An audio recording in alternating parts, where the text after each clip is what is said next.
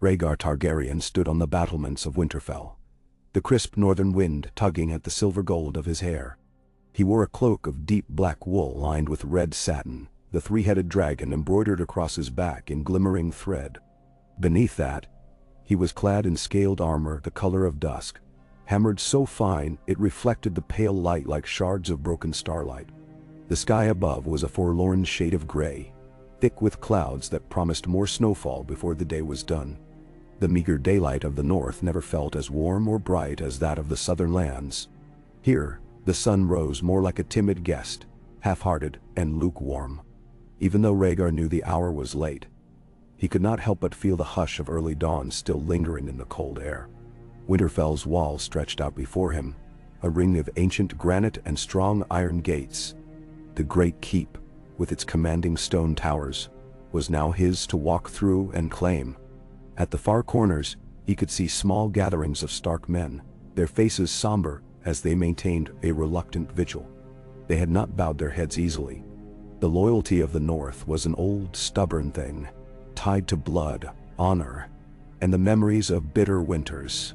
But now, after weeks of skirmishes and a final, decisive stand near the Wolfswood, the Prince of Dragonstone had claimed victory, and the Wolf's Den was subdued.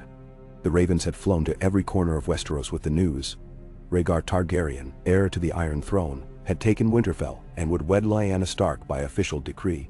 It was an arrangement that would echo throughout the realm. Still, as he gazed over the Stark courtyard, Rhaegar could not help the flicker of unease that touched his heart. The Targaryen conquest of the North had not been accomplished without cost. Blood had been spilled on both sides, and the grudges these lands harbored might well outlive him, if not carefully tended. His father's madness had sowed deep distrust of the crown, especially among those so fiercely proud as the Starks. Rhaegar had done what he believed to be best for uniting the realm, for following what he interpreted as prophecy and destiny. Yet the lingering gloom refused to leave him. If he were to rule one day with Lyanna by his side, then the North must come to trust him, or at least accept him. And trust was not easily won. He turned from the battlements, footsteps echoing on the cold stone walkway. A hush clung to the corridors of Winterfell's upper levels, though he caught the occasional murmur of voices. Guards stationed at intervals nodded stiffly as he passed. He could see it in their eyes: fear, resentment, curiosity, perhaps even the spark of defiance. Rhaegar said nothing as he descended a flight of stairs into the inner courtyard. This was no triumphant stroll through a city that welcomed him. This was an uneasy quiet, a lull in which both sides measured the other. The last banners of House Stark still flew in the yard, a wolf's head in gray and white, though House Targaryen's insignia was visible as well, hung from balconies where the soldiers of the crown had made their home. Near the stables, horses stamped and snorted clouds of steam into the chill.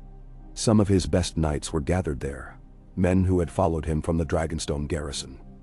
Sir Jonathan Darry, Sir Miles Mouton, and Sir Richard Lonmouth among them. They greeted him with stiff bows, acknowledging his command. None spoke of the bride to come, yet it hovered in the silence. Lyanna Stark, the she-wolf of the North. Proud and fierce. Rhaegar's heart felt heavy whenever he thought of their first meeting at Harrenhal, the way she had danced on the field of blue winter roses in that moment of fateful prophecy. Now all the rumors, the whispers of abduction and dishonor, would be washed away by a single marriage vow made in the heart of Winterfell. Or so Rhaegar hoped. He brushed a gauntleted hand along the side of a fine gray destrier, letting the horse's warmth seep through his cold fingers. "We're patrolling beyond the walls, Your Grace," Sir Miles Mouton offered, his voice a low hush. "The roads are quiet, though there's talk of scattered Stark loyalists assembling in the hills." Rhaegar inclined his head. "We must treat them with care," he said. "Winterfell's conquest is complete, but the hearts of these people remain uncertain. Any men loyal to House Stark might see this arrangement as an imposition. We give them no reason to doubt our good faith.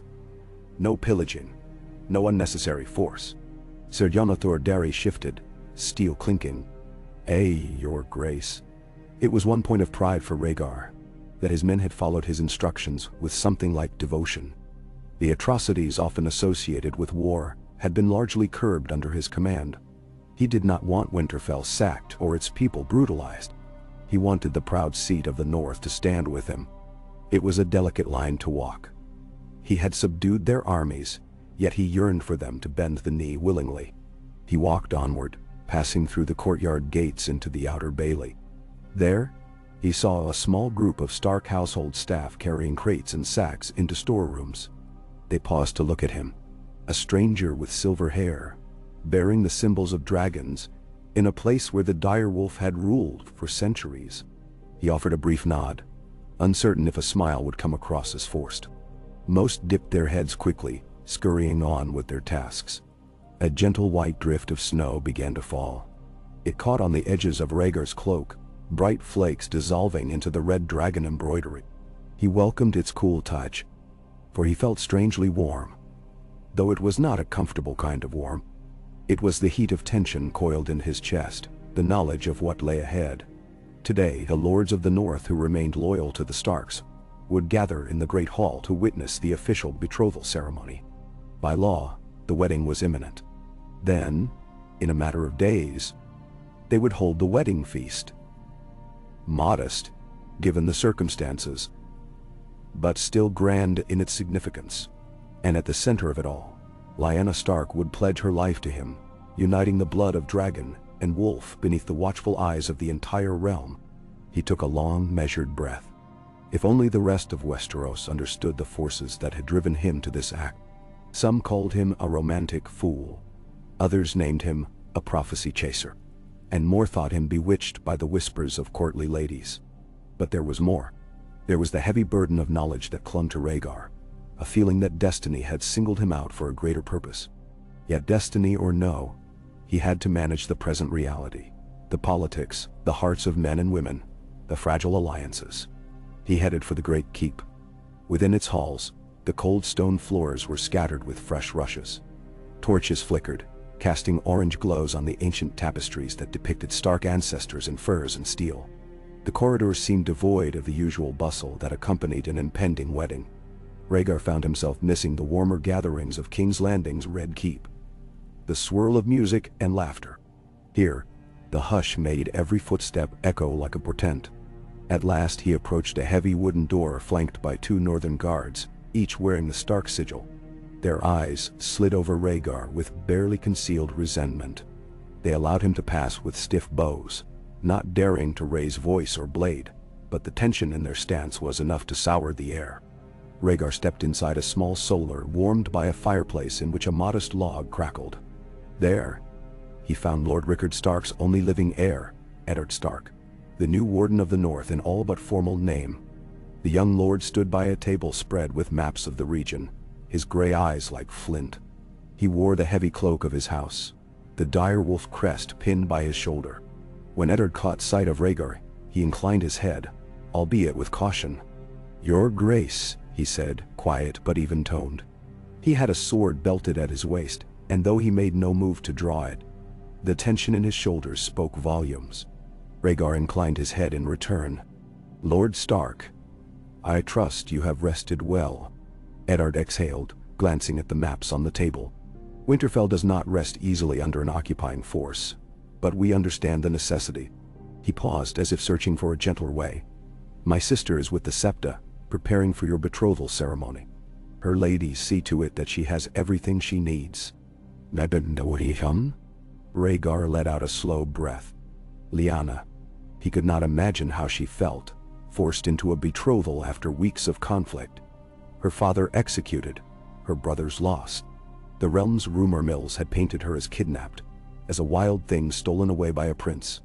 She had grown only more headstrong since that day near Harrenhal. She had loved her eldest brother, Brandon, and had been outspoken about the madness that claimed King Aerys.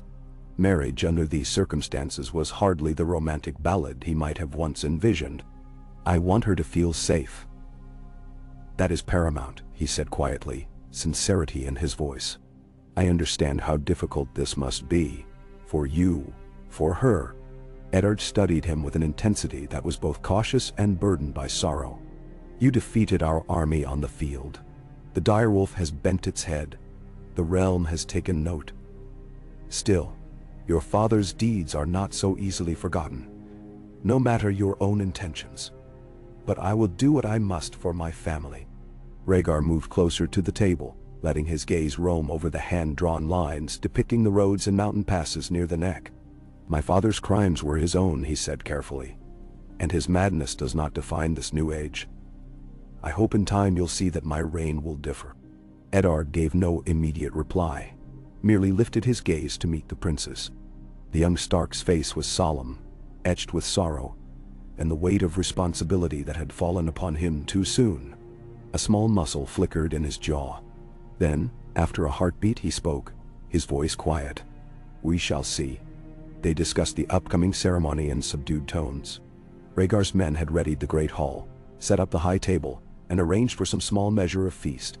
Many of the local lords, loyal to House Stark, or forced by circumstance to acquiesce to House Targaryen, would attend. There would be no grand revelry, but an official betrothal needed at least some formality. Eddard nodded at each point, his posture unyielding.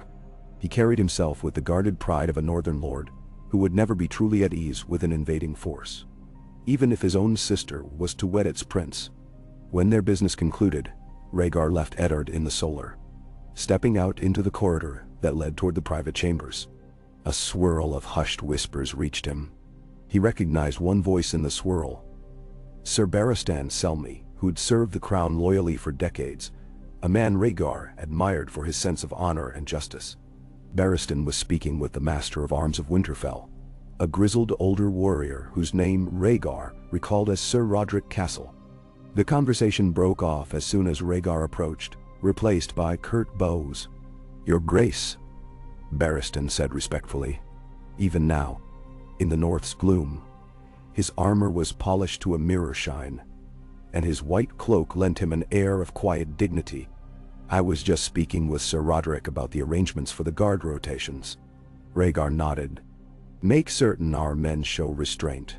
We are guests here now, not merely conquerors." Sir Roderick's mustache twitched, and he inclined his head in grudging assent. "Winterfell's men will keep to their duties, as will yours, Prince Rhaegar." Rhaegar gave the older man an appreciative glance, then nodded to Barristan and continued on. The corridor led him past an arched doorway behind which he sensed some flurry of activity. Soft voices, the rustle of gowns, the faint ring of metal. He realized that was where Lyanna was currently preparing. No doubt in the company of the Septa and her ladies. A part of him longed to see her face, to speak with her before they were thrust into the public eye. But tradition forbade them from meeting casually so close to a betrothal ceremony. And beyond tradition, he doubted she would welcome him with open arms. He suspected she was furious at him, or at least harboring a complex tangle of emotions that even she might not fully understand. So he moved on, his heart tight in his chest. He found his own temporary chamber in an adjacent hall. Winterfell's architecture was old and somewhat labyrinthine, built to withstand generations of winter.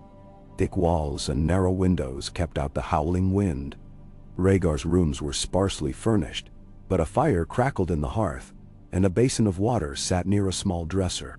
He removed his cloak, draping it carefully over a chair, and unbuckled the pieces of his scaled armor. Beneath, he wore a simple padded tunic. He ran a hand through his long hair, feeling the tension in his scalp, a reflection of the weight he bore. He crossed to the hearth, letting the flames warm him. The memory of Harrenhal drifted to him once more. The sight of Lyanna on horseback, the taste of wonder he had felt when first seeing her. Her boldness had stirred something in him, and though he had never intended to shatter her betrothal to Robert Baratheon in such a violent manner, the wheels of fate had turned swiftly, leaving no path that did not lead to heartbreak or war. Now, they stood at the cusp of binding themselves together for all to witness. He clenched his jaw, steeling himself. If it was to be done, he would do it with honor, and treat her as a queen should be treated. A knock sounded at the door. Rhaegar sighed, crossing the room to answer it. One of the royal stewards, a slender man with dark hair, bowed. "Your Grace, the great hall is nearly prepared for the ceremony. The lords of the north who could attend on such short notice are gathering." Lord Stark awaits your presence, and the septa says Lady Lyanna is almost ready." Rhaegar closed his eyes for a moment, then opened them. "Very well," he said. "I'll be there shortly." The steward retreated, leaving Rhaegar alone once again. He sat on the edge of the bed, fingertips grazing the embroidered quilt. The wedding was not yet, only the betrothal. He told himself that he was taking the proper steps, affording Lyanna and the North some semblance of respect. There would be no forced union in secret. No more rumors of abduction. This was public, official, recognized by the faith. In the end, they would stand as husband and wife before the eyes of gods and men. But the tension in his heart did not dissipate. Eventually, he rose, washing his hands in the cool water from the basin, then dried them on a linen cloth. He splashed a bit onto his face, hoping to calm the flush in his cheeks. Then he smoothed back his hair, securing some of it behind his neck with a modest leather tie. If he was to appear before the northern lords, he must at least attempt to look composed. He did not don his armor again. This was to be a ceremony, not a battle. But he did keep a simple sword belted at his waist. No Targaryen of royal blood would go unarmed in a hall full of uncertain new vassals. He left his chamber, stepping into the corridor. Guards fell into step behind him, forming a small escort. They descended a winding staircase lit by torches until they reached the massive iron-bound doors that opened into Winterfell's great hall. There, the warmth of many torches and a roaring central hearth met them. The long tables were arranged in neat rows, though fewer than what might be needed for a grand feast. Many seats were empty. It was a solemn gathering, rather than a celebratory one. At the far end of the hall rose the dais, where two high-backed chairs were positioned. One for Rhaegar, one for Lyanna. To the side stood Eddard Stark, and behind him, a smattering of northern lords and ladies who had managed to make the journey swiftly. At the center of the dais was a small table, draped in cloth. Upon it, a septon's tome, signifying the faith's blessing of the betrothal. In the north, the old gods held sway. But the official ceremony required the faith of the Seven's presence as well, to ensure the realm recognized the union. It was a delicate balance, a heart tree for the old gods, a septon for the faith. In time, the wedding would incorporate elements of both if possible, but for now, the presence of the septon was enough to make the arrangement binding under the laws of Westeros. As Rhaegar approached, the murmurs in the hall quieted. He walked the length of the great hall, head held high, feeling all eyes upon him. On one side, the sullen faces of northern bannermen who had gathered grudgingly. On the other, a small contingent of Targaryen loyalists, knights, and retainers who had followed Rhaegar here. A few were from King's Landing, but many were men whose families had long served House Targaryen across generations. He ascended the dais, and Eddard inclined his head in silent greeting. The tension around them was thick. Rhaegar turned to face the assembled watchers, trying not to let the magnitude of the moment rattle him. He scanned the hall, but there was no sign of Lyanna yet. A hush fell. Suddenly, a soft voice murmured from behind him, "Your Grace." It was the septa, wearing humble gray robes, her hair coiled beneath a white veil. She stepped forward, bowing her head to Rhaegar, then turned to address Eddard Stark. "My lords, Lady Lyanna is prepared." Her voice resonated, though quietly. An almost imperceptible rustle ran through the hall. Then, the doors at the back of the great hall opened, and Lyanna Stark entered. She wore a gown of deep gray velvet trimmed with white fur, fitting for a daughter of Winterfell. Her dark hair was unbound, falling in soft waves around her shoulders, though a small circlet of silver direwolves crowned her brow. Her face was set in resolute lines, jaw tight. She walked alone, no father's arm to guide her. Each step echoed through the hush. A solitary figure in a hall that once belonged only to her kin. Rhaegar felt his heart twist. She looked proud and so young, her eyes shining with a mixture of defiance and something else. Sorrow, perhaps, or resignation. The memory of how she had laughed at the tourney in Harrenhal sparked in his mind, and he felt the pang of guilt that things had come to this. He bowed his head slightly as she stepped onto the dais, meeting her gaze as gently as he could. For a moment, their eyes held. In hers, He saw bitterness, yet also a flicker of longing. He could not be sure if it was for the life she'd lost, her brothers, or the illusions that had led them both astray. She inclined her chin a fraction, indicating she was ready to proceed. The Septon stepped forth with the Tome of the Seven, clearing his throat. "My lords and ladies," he began, his voice wavering with the tension that filled the hall. "We gather here under the eyes of gods and men to witness the betrothal of Prince Rhaegar Targaryen, heir to the Iron Throne, and Lyanna Stark, daughter of Winterfell." He paused, letting the formal words settle in. "Though our journey here has been paved with trials, we stand united to bless this arrangement and bring peace to the realm." Eddard Stark stood to the side, arms crossed, face unreadable. Lyanna kept her eyes on the Septon, barely looking at Rhaegar, though she stood close enough that he could hear her soft breathing. The hall remained silent, except for the crackling of the central hearth, and the faint shifting of men in armor. The Septon placed a gentle hand on the tome, turning a page. "Prince Rhaegar, do you pledge to take Lyanna Stark in betrothal, to protect and defend her, to honor her, and to bind your houses together for the good of the realm?" Rhaegar's throat felt tight, but he answered clearly, his voice firm. "I do." He was acutely aware of the eyes upon him, the watchers from the north, the knights from the south. He thought of the realm's future, of the blood spilled to bring them to this moment. "I pledge my word." "Lady Lyanna," the Septon continued, his tone gentler, "do you accept the betrothal to Prince Rhaegar Targaryen, swearing to join your house with his, in duty and in loyalty, for the benefit of Westeros?" A hush so profound fell over the hall that Rhaegar heard the faint hiss of a torch. Lyanna was silent. He could see a faint trembling in her slender hands where they clutched the fur trim of her gown. Then she raised her chin, defiance and resolve in her storm-gray eyes. "I do," she said. Her voice rang through the hall with clarity. In that moment, Rhaegar felt relief and sorrow entwined. He wished circumstances had been kinder. He wished fate did not demand such sacrifice. He could see in her eyes that she had done this for the North, for her remaining family, not necessarily for love. But perhaps, in time, some measure of trust or warmth might blossom. The Septon nodded, relief evident in his features. "Then let it be known before all present that Prince Rhaegar Targaryen and Lady Lyanna Stark are henceforth betrothed, and their houses bound by this vow. May the gods, old and new, grant them wisdom and peace." A smattering of applause rippled through the hall, reluctant and muted. Rhaegar turned to Lyanna, offering his hand. She hesitated a moment, then laid her palm in his. Her skin felt cool, her grip tense. He raised her hand lightly, and bent to brush a chaste kiss across her knuckles, aware of every eye upon them. Lyanna's gaze flickered away. When the betrothal was sealed, Eddard came forward, taking Lyanna's other hand, an unspoken gesture of familial support. No words passed between them, but the quiet exchange of glances spoke volumes. The lords present nodded grudgingly.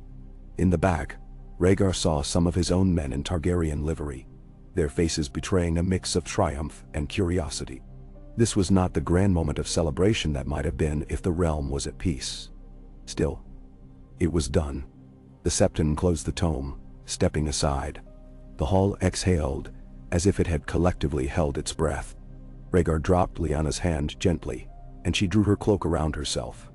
Eddard directed her off the dais, and the small group of ladies and the septa surrounded her, offering hushed words. Rhaegar's men approached him. Sir Barristan at the front. Barristan inclined his head. "Your Grace, the vow is made. May it bring the realm the peace it needs." Rhaegar forced a faint smile. "Peace. Yes, Sir Barristan, that is what we all desire." Or at least that was the hope he clung to. He glanced across the hall, catching sight of Lyanna disappearing into the corridor, flanked by her ladies. He felt an ache. "I must speak with her, if only to ease this tension," he muttered quietly to Barristan, though he knew it would not be proper to chase her immediately. For now, he would remain, accept the subdued congratulations, and greet the northern lords who had borne witness. So he stepped down from the dais, and the lords approached one by one. Lord Wyman Manderley, a portly man with cautious eyes. Lord Galbard Glover, still sporting a healing wound from the recent fighting, and several others whose houses were smaller but historically loyal to the Starks. Each gave Rhaegar a measured courtesy. Some offered clipped words of welcome, others only a perfunctory bow. He responded graciously to all, aware of how precarious these alliances were. He must show them he was not the monster they might imagine. He must show them that a Targaryen could respect northern customs and honor. Time stretched in the hall as the ceremony's tension began to subside into hushed conversation. Servants circulated with cups of mulled wine, spiced with cinnamon and cloves, attempting to lend some comfort to the gathering. Rhaegar accepted a goblet with a polite nod, sipping the hot drink. Its warmth spread through him, reminding him how chilled he felt beneath his formal posture. Ser Jonathor Darry approached, leaning in to speak quietly. "Your Grace?" The men speak of an uneasy quiet in the courtyard. Tensions remain high. "Men are seeming." "Why?" Rhaegar nodded. "We expected no less. Keep a keen eye, but do not provoke them." Ser Jonathor bowed, stepping away. Rhaegar returned to the dais momentarily, glancing around, but there was no sign of Lyanna. She would have retreated to her chamber, or perhaps to a small gathering with her friends. He wondered if she was crying, or raging, or simply silent in her grief. The swirl of guilt rose again in him, but he pushed it down, telling himself that this was how it had to be. Eventually, Eddard Stark approached once more, his eyes still weary but holding some resolve. "Your Grace," he said quietly, "Lyanna has retired. She wishes for time to collect herself." Rhaegar could see the flicker of protective instinct in the young lord's gaze. "In a few days' time, a proper wedding ceremony will be held. If the weather permits the gathering of our bannermen and some southern lords." Rhaegar inclined his head in understanding. "I will respect Lady Lyanna's need for solitude. We have faced many trials these past weeks." Eddard paused, lips pressed thin.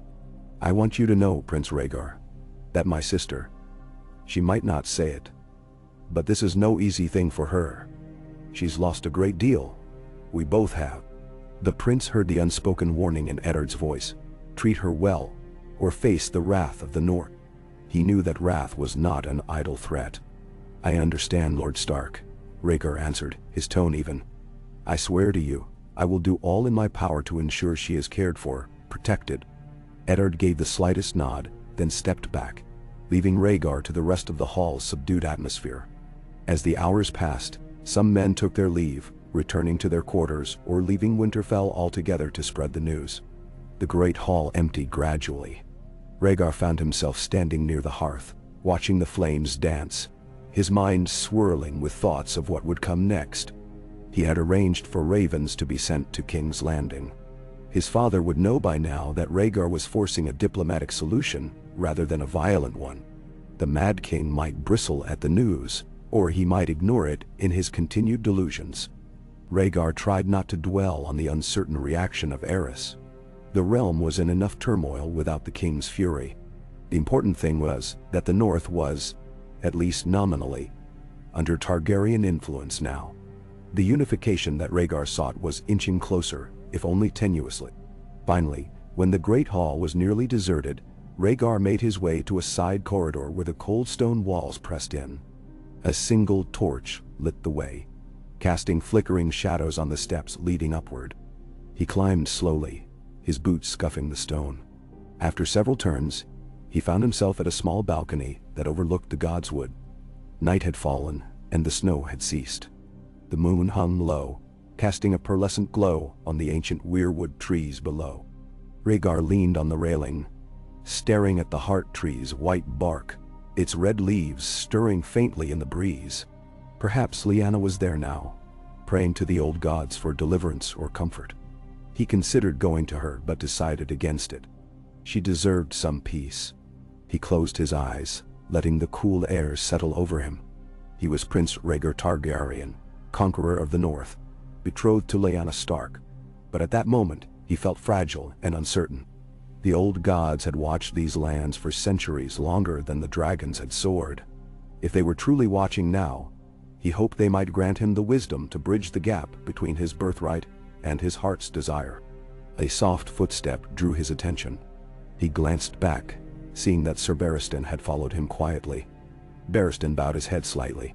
"Your Grace, I wanted to see if you had need of anything before I retire." Rhaegar gave a small shake of his head. "I am well, Sir Barristan. Just thinking." Barristan ventured closer, stopping a polite distance away, following Rhaegar's gaze to the Godswood. Winterfell is a solemn place at night. Makes King's Landing seem a world away. "Indeed," Rhaegar murmured. He let silence stretch between them, feeling oddly comforted by Barristan's steady presence. Finally, he turned his gaze from the trees. "I wonder if we will ever truly unite the realm, or if this will only sow deeper rifts." Barristan's expression softened with sympathy.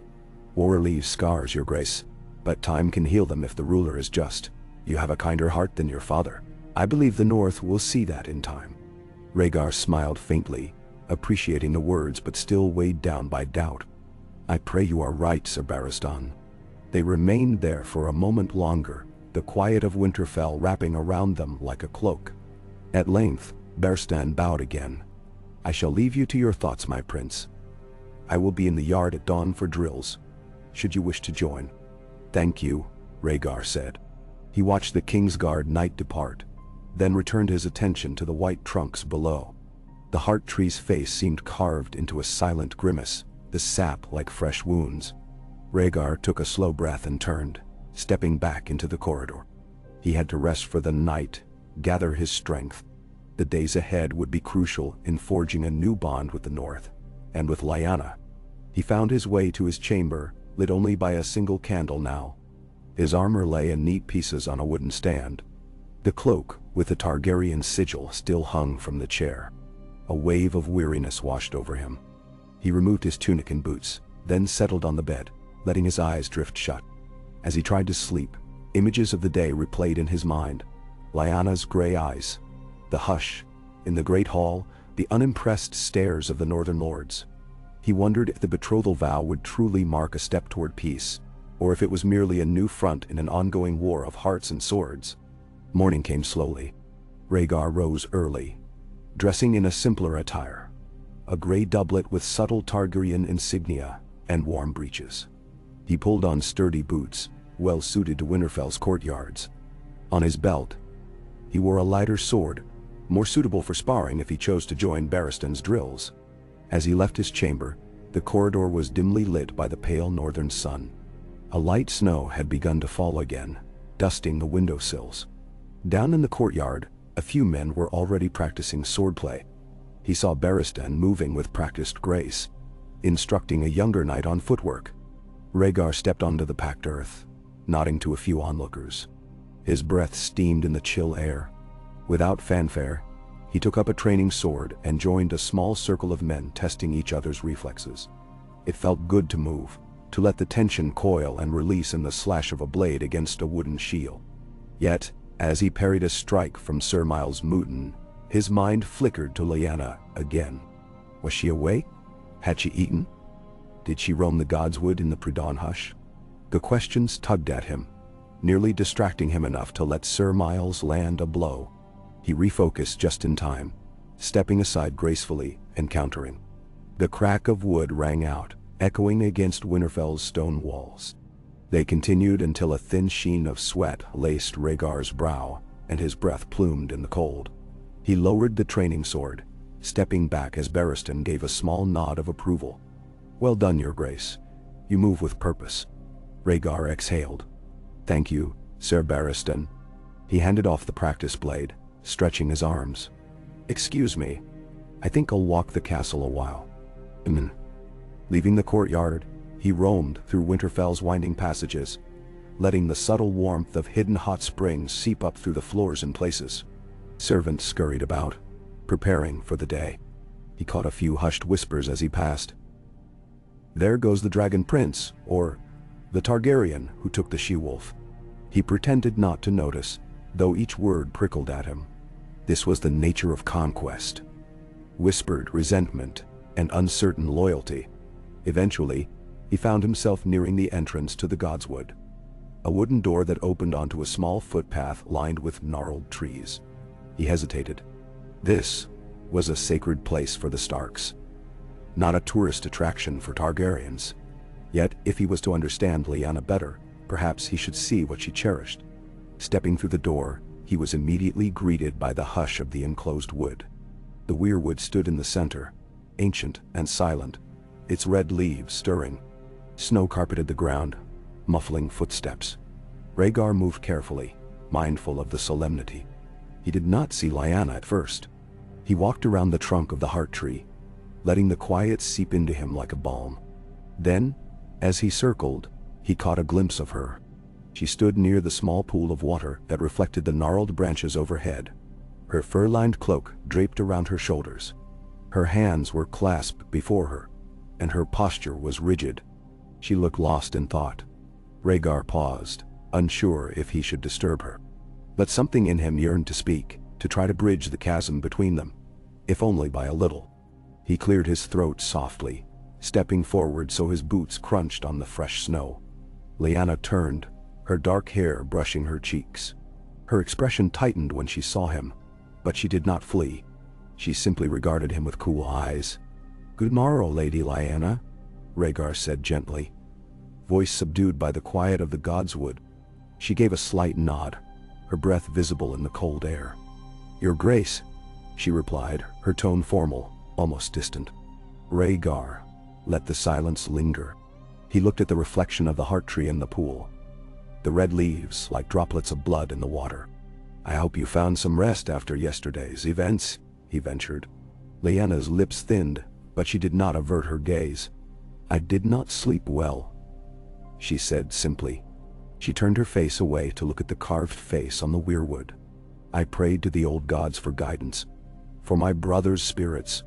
Rhaegar's chest tightened. Brandon Stark was dead, as was the elder Rickard. And there was the rumor that Benjen had ridden for the wall to take the Black, though Rhaegar had yet to confirm. "They were brave men," he said softly. "The entire realm knows that." She gave a bitter laugh, a sound that held more pain than mirth. "Brave men," she repeated, voice trembling. "Who died because your father was mad?" Rhaegar could not refute her words. He bowed his head. "Aerys' cruelty is undeniable. I can never undo what he did, Lady Lyanna. I can only try to shape a better future." She sighed, her breath uneven. "A better future," she murmured, glancing at him. "Is that what you saw when you took me from the Trident? When you started this war in the name of love or prophecy or whatever story you told yourself?" "Then," Rhaegar felt a flush of shame. He recalled that day, how everything spiraled out of control. "I believed our union might unite the realm, especially in the face of my father's madness," he answered, voice tight with sincerity. "And I believed, still believe, that our children might fulfill a purpose greater than we know. The songs speak of a promised prince. I thought—" She cut him off with a sharp gesture, her eyes flashing. "Songs," she said, bitterness lacing her tone. "We are flesh and blood, Prince Rhaegar, not lines in a minstrel's ballad." She turned away, hugging herself beneath the cloak. The wind stirred her hair, and for a moment, she looked so young, so wounded, that Rhaegar ached with empathy. "My brother Ned says I must accept this betrothal and do my duty, or the North will bleed further. I will not let more men die in the name of house pride. But do not expect me to sing any songs about it." He took a slow step closer, though he kept a respectful distance, cautious not to crowd her. "I won't ask you to pretend happiness," he said. "But I swear to you, I will treat you with respect. I will not keep you prisoner in your own home. If you wish to ride, you shall ride. If you wish to speak your mind, you shall speak it. I only ask that we try to find some common ground." She was silent for a long moment, staring at the swirling water of the pool. When she finally spoke, her voice was hushed.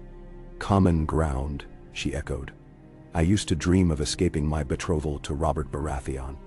I thought he was a brute, that he would cage me in some grand castle and expect me to bear his children without complaint." She laughed quietly, joyously. "Now here I am, betrothed to a Targaryen prince who has conquered my home. Isn't it ironic? Rhaegar felt a pang of regret. He wanted to offer comfort, but he knew any words might ring hollow. I do not wish to be your cage, he said softly, almost pleading.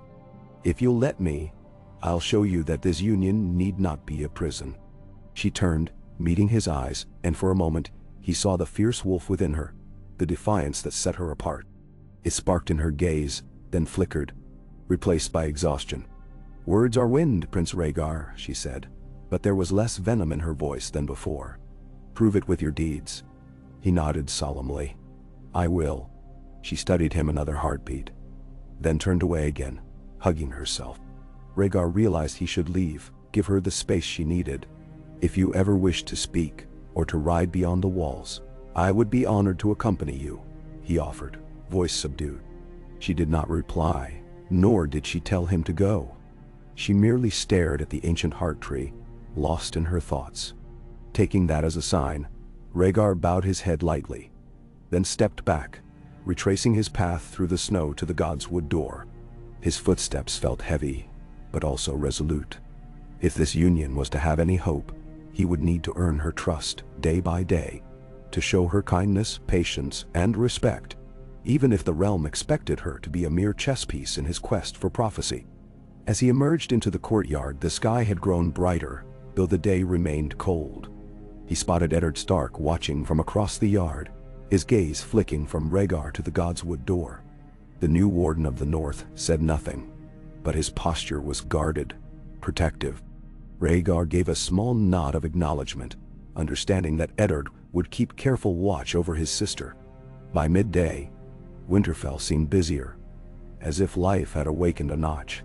Servants were shoveling snow, knights were tending to gear, and messages were being relayed.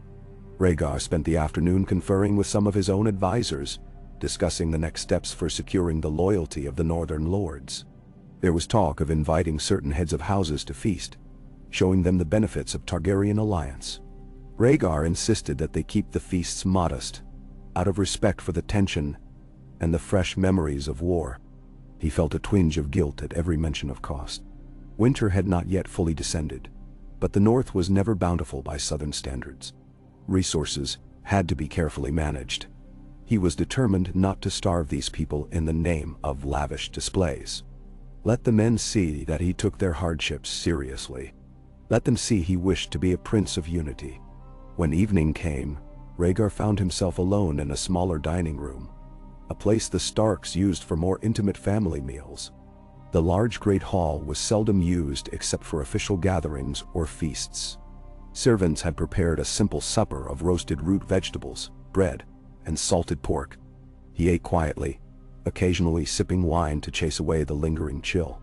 After some time, he looked up to find Lyanna entering, accompanied by one of her ladies, a dark-haired girl who hovered near the door.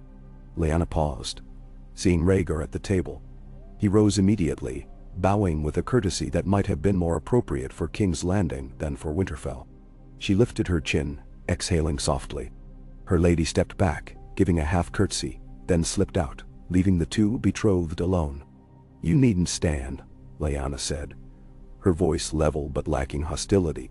She moved closer, taking a seat at the far end of the table, as though placing distance between them was still her main priority. Rhaegar sat again, folding his hands on the table. I wasn't sure if you would dine here, he said. I would have prepared something more if I'd known. She shook her head, glancing at the modest spread. I prefer a simpler meal, she admitted, then reached for some bread. Too many rich sauces make my stomach churn. An unexpected moment of commonality flickered. Rhaegar nodded. I also find the grand feasts in King's Landing overwhelming. You can't taste anything but spice and sweetness. Lyanna gave a small hum, not quite a smile, but her features softened slightly. She broke off a piece of bread, nibbling it with a distant look. Rhaegar poured her a cup of wine from a pewter flagon, offering it across the table. She accepted with a nod, sipping slowly. They sat in silence for a few moments, the only sound the crackle of the fireplace. After a while, Rhaegar ventured. I'm told you're quite a skilled rider. You enjoy racing horses? She raised an eyebrow, giving him a sidelong glance. "I do," she said. "The faster, the better. A half-wild filly is more to my liking than some docile mare." "Then," Rhaegar smiled softly, remembering her reckless grace in the yard at Harrenhal, how she leaped onto a horse with fearless abandon. "I would like to see that someday. Perhaps once the roads are less fraught, we could ride together." She snorted, though there was no true malice in it. "You, a Targaryen, riding with a wolf in these northern snows?" He shrugged, the hint of a grin forming. "We silver-haired dragon princes are not all fragile. I have some skill with a mount, though I doubt I can match your speed." "Bedomo." For a moment, it seemed she might let a wry smile slip, but she stifled it. The conversation lapsed again into a somewhat companionable silence. They ate. Lyanna sampled the vegetables, sipped her wine, and stared into the flames. Rhaegar watched her surreptitiously, taking in her regal but troubled bearing. In the dancing firelight, she looked both fierce and vulnerable. When the meal was nearly done, she turned to him abruptly. "Rhaegar," she said, using his name for the first time since their betrothal. It startled him. "What exactly do you expect from me once we wed? Will I be whisked away to King's Landing to serve as a trophy while you rule?" He set down his cup. "I would not force you to remain in King's Landing if you're unhappy there. But the realm will expect us at court eventually. I want your counsel, not your silence. If that means you curse at lords who displease you, so be it." He paused, softening his voice. "But I am not blind. I know the city holds bitter memories. My father's tyranny, the death of your kin. We can stay here in Winterfell for a time, if that is your wish, or travel to Dragonstone, whichever you prefer once my father's position is more stable, or replaced." "Man." Lyanna blinked, picking up on the subtle hint that Rhaegar's father might not remain king forever. The implications of that were vast. She studied him, as if trying to gauge his truthfulness. Finally, she looked away, her hair shifting over her shoulder. "We'll see," she said, her tone still guarded. But there was a slight easing in her posture. They finished their meal in a quiet that was no longer entirely awkward. Afterward, Rhaegar rose, offering a polite bow. "I'll take my leave. I wish you a restful night, Lady Lyanna." She inclined her head, not quite meeting his eyes.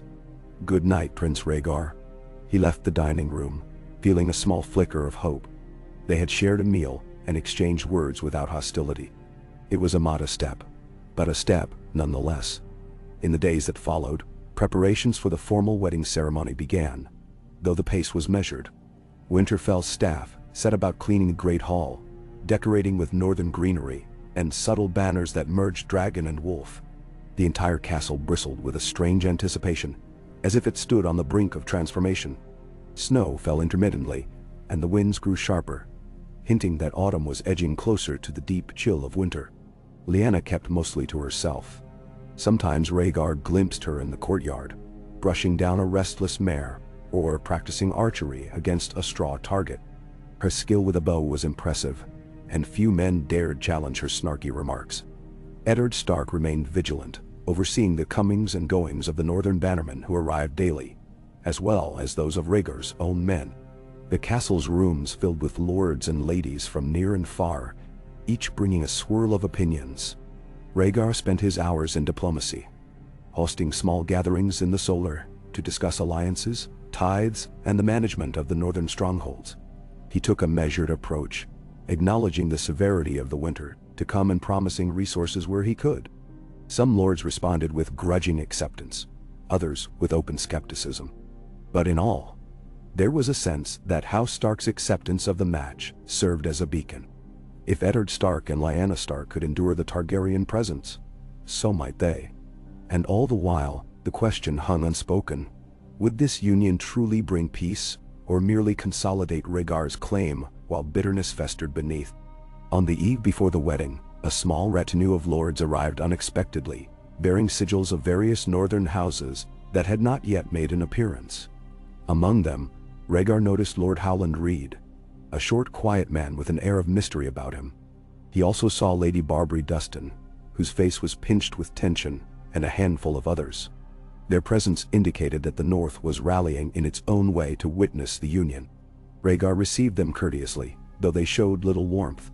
The atmosphere in Winterfell thickened with caution. That night, the corridor outside Lyanna's chamber was guarded by two stark men. Rhaegar passed by on his way to his own lodging.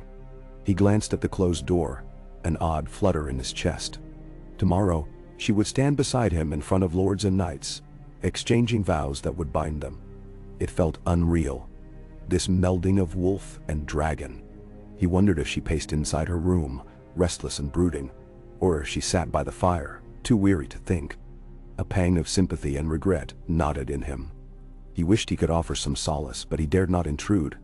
The guard's eyes followed him as he walked on, silent watchers of the tension that bound them all. Sleep came fitfully. Visions haunted Rhaegar's dreams. A great dragon wreathed in flames. A direwolf howling in a blizzard. The towers of Winterfell crumbling into snow. He saw a child with dark hair and violet eyes running through the hallways of some great fortress. Then the image shifted, the child crying out as an iron throne loomed overhead, swords jutting like teeth. He jolted awake, heart pounding, uncertain if he had witnessed a nightmare or a warning.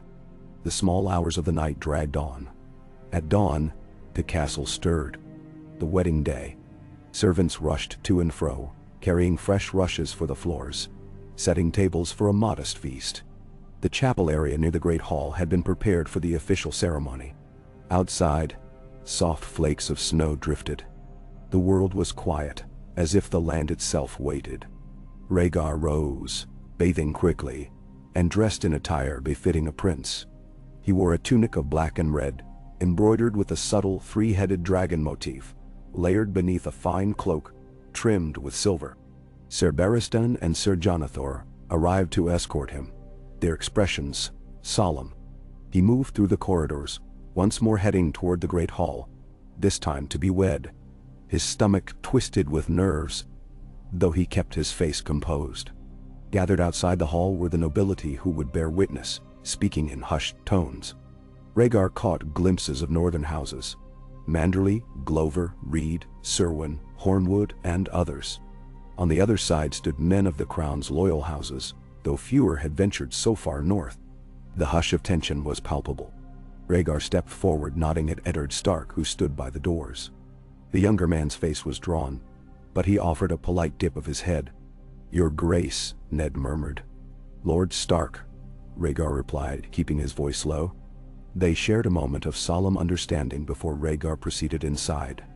The great hall was arrayed in its wedding regalia, though modest by King's Landing standards. Garlands of winter greenery adorned the pillars, interspersed with a few southern flowers that had survived the journey, their bright petals like fragile bursts of color. On the dais, a table was set with symbols of both faiths: the weirwood branch for the old gods, the seven-pointed star for the faith of the seven.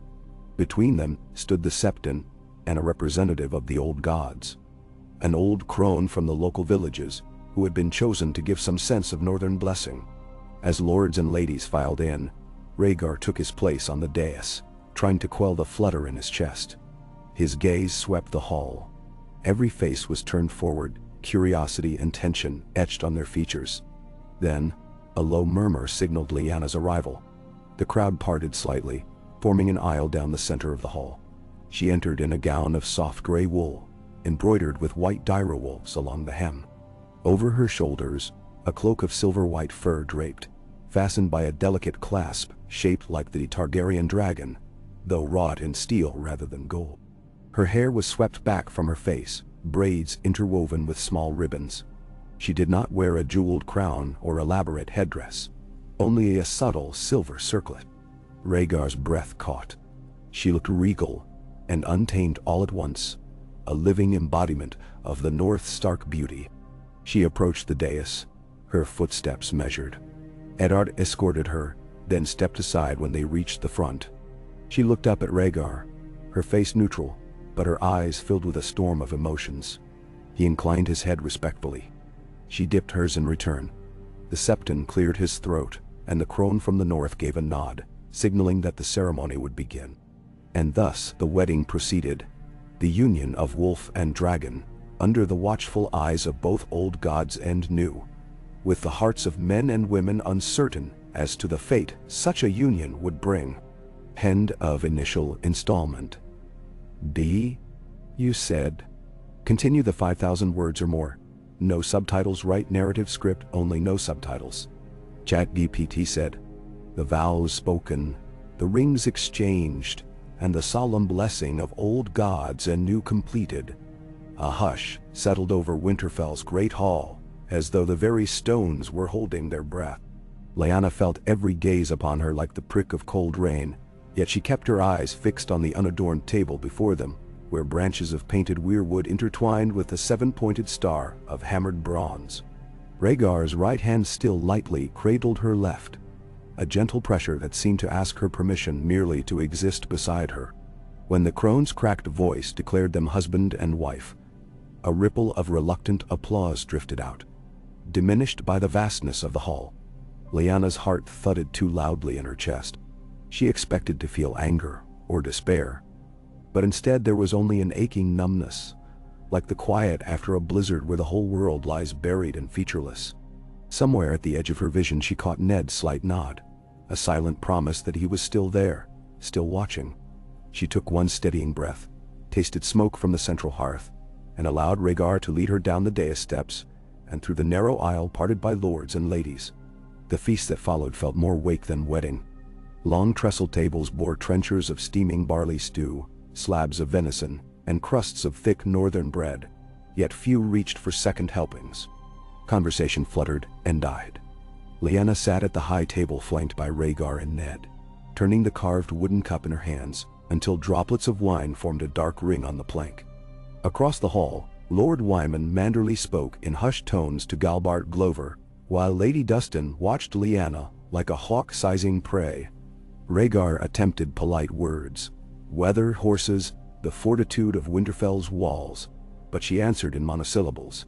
As the meal ebbed, minstrels struck tentative chords on lute and fiddle.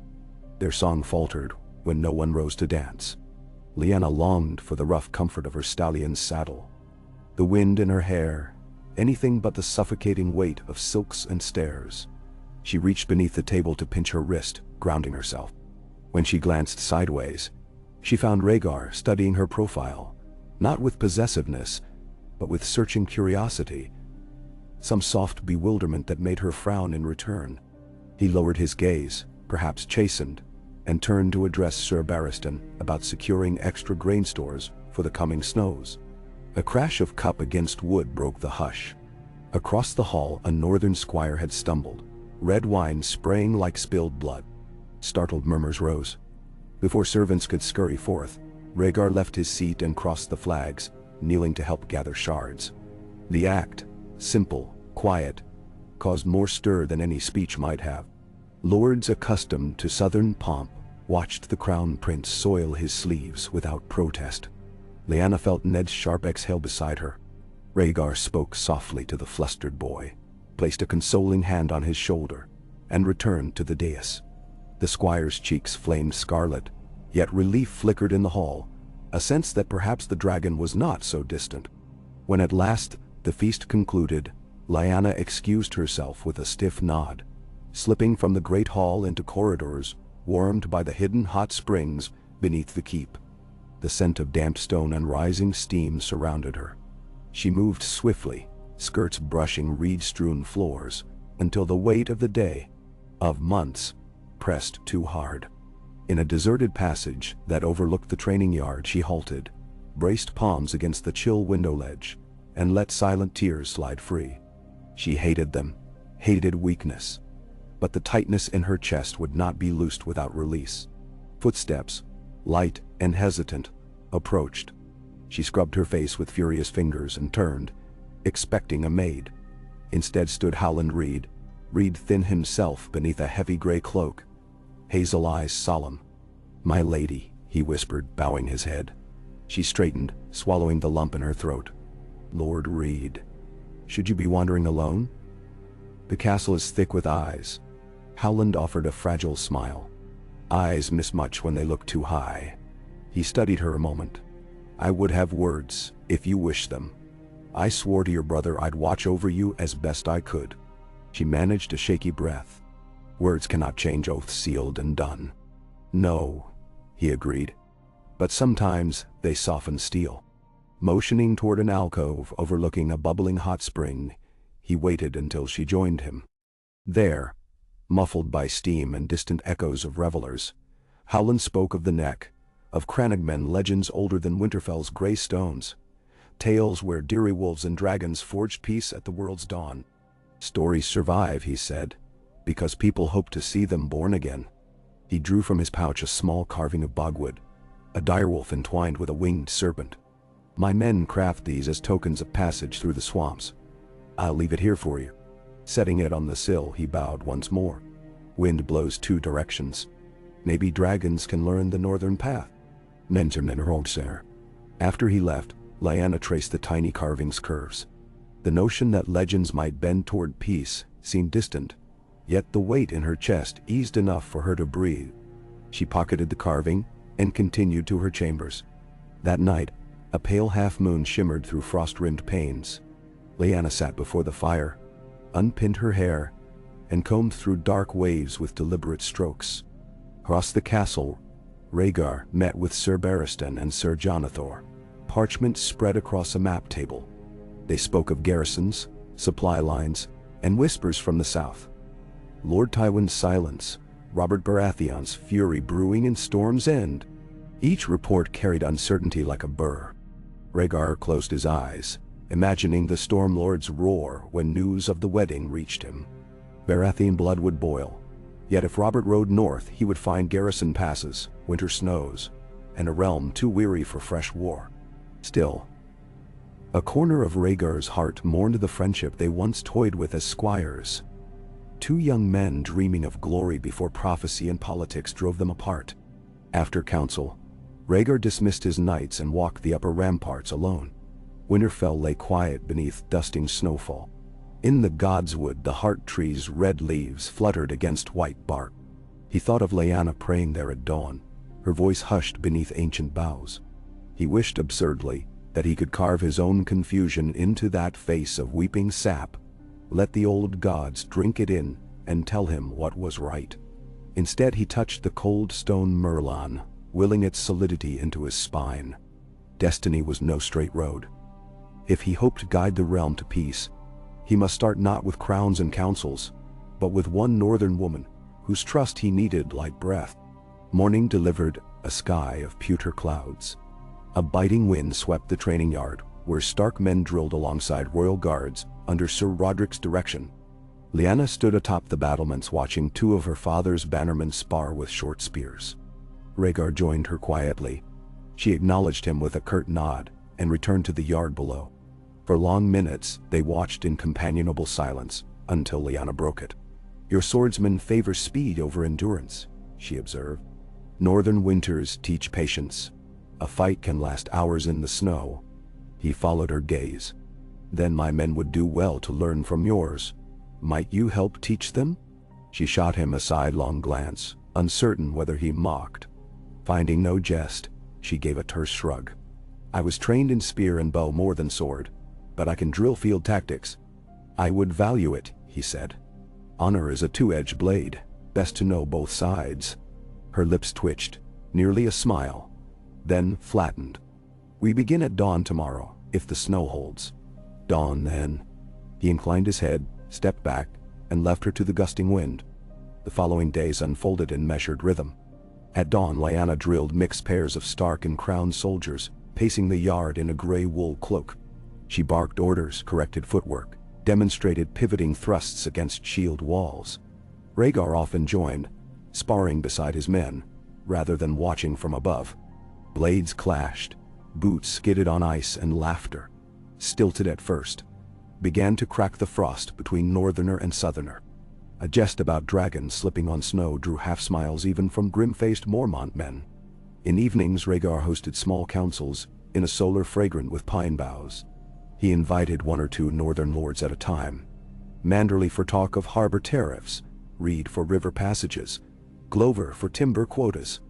Never pressing, only listening, proposing modest compromises, reminding them that the crown would match grain shipments lost to recent raids. Skepticism lingered, but so did a cautious respect for a prince who kept his promises small and prompt. Lyanna seldom attended councils, yet sometimes observed from a shadowed archway. Rhaegar pretended not to notice, though he felt her presence like warmth on the back of his neck. Once, after a meeting, he found her tracing the carved wolf and serpent token on a window bench. She glanced up. "You speak softly for a dragon," she said, voice unreadable. "Fire speaks loud enough without words," he answered. "I would rather the North remember quiet deeds." It was not praise, but her nod accepted the thought. She rose. "Come to the Godswood at dusk," she said abruptly. "If you're brave enough to face the old gods." He arrived as twilight bled purple between branches. Snow muffled his steps. Lyanna waited near the reflection pool, a stringed harp cradled to her chest. Without greeting, she knelt on a flat stone, fingers plucking tentative notes. The melody hesitated, then flowed, haunting, raw, like wind sighing through broken towers. Rhaegar stood motionless, breath misting, listening. When the last chord faded, Lyanna exhaled a shaky laugh. "I played for Brandon once," she murmured. "He said I plucked strings like I loosed arrows. Fast, bold, little regard for quiet." Her smile faltered. "He never heard me learn restraint." Rhaegar approached slowly. "Music tells truths words cannot," he said. "May I?" She offered the harp. He sat opposite, brushed fingers across strings. Soft notes emerged, weaving his memory of Dragonstone lullabies into her northern air. Beneath bare branches they traded melodies until night cloaked the Godswood. No vows were whispered, no past forgiven, but where songs met in cold air, something fragile glimmered. Winter deepened. Snowfall thickened roads, slowing letters and supply wagons. Word reached Winterfell that King Aerys had taken to his solar, railing at traitorous offspring, refusing audiences with half the court. Some said he stoked wildfires in secret chambers. Lords Tyrell and Arryn counseled restraint, urging calm until spring. Meanwhile, Robert Baratheon's banners mustered along the King's Road, yet snows beyond the neck barred easy passage. Ravens bore threats to Dragonstone and to Winterfell both.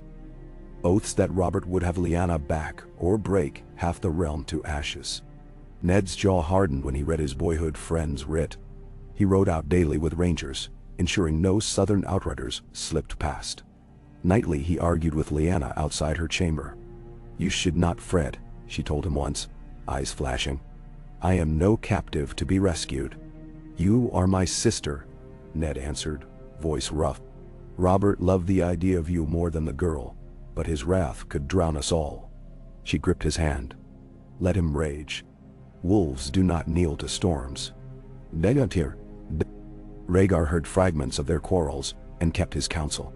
He spent hours in the rookery drafting letters to lords sworn to Baratheon, appealing to reason, promising safe passage north come spring for any delegation seeking witness of Lyanna's voluntary marriage. Whether such words eased or enraged the Stormlord he could not know. Yet he signed each parchment with a steady hand, sealing them with black wax, stamped dragon above wolf. One bleak afternoon, while the snow blew sideways against arrow slits, a scout returned from the King's Road bearing troubling news. A band of mercenaries wearing no sigils had been sighted near the Barrowlands, torching crofters' huts. Their numbers too small for an army, too large for common brigands. Some whispered they were Robert's vanguard. Others suspected rogue knights seeking plunder. Rhaegar dispatched Ser Jonathor with Stark outriders to investigate. Lyanna insisted on riding with them. Ned objected. Rhaegar echoed caution, yet she would not yield. "If strangers burn northern homes," she declared, "a Stark will answer." They departed before dawn, snow squealing beneath iron shoes. Rhaegar watched from the gatehouse as Lyanna's gray cloak vanished into flurries, worry knotting his gut. Days passed without Raven. On the fourth dawn, the wind carried distant horns. By noon, riders emerged, Ser Jonathor's men returning under sullen skies. When gate chains rattled open, Rhaegar hurried down the steps. Lyanna rode at the column's center, face streaked with soot, eyes blazing. Her left arm was bound in linen. Behind her, a cart bore charred beams and 2 limp bundles beneath rough cloth. In the courtyard, Sir Jonathan dismounted, armor scorched. "My prince," he grimaced. "Bandits hired with foreign coin. They took a village at Hornwood's border. We caught them at dusk, but not before." He gestured to the bundles. Rhaegar's stomach lurched. 2 crofter children, no more than 8, their small forms shrouded. Lyanna slid from her saddle, jaw tight. "They lit the cottages while the families slept," she said, voice low with fury. "We slew most, captured 3. She pointed to a pair of bound men and a woman dragged from the cart. Ragged, sullen.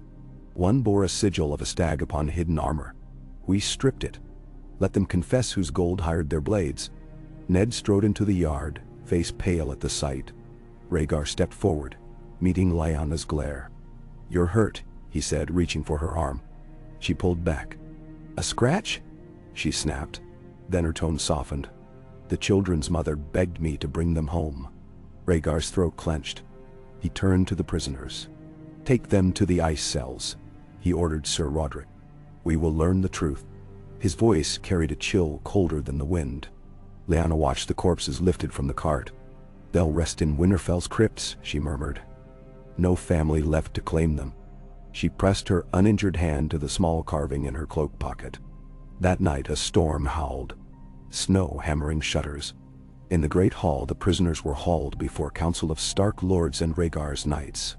Lyanna stood at Rhaegar's side, her bandage freshly bound.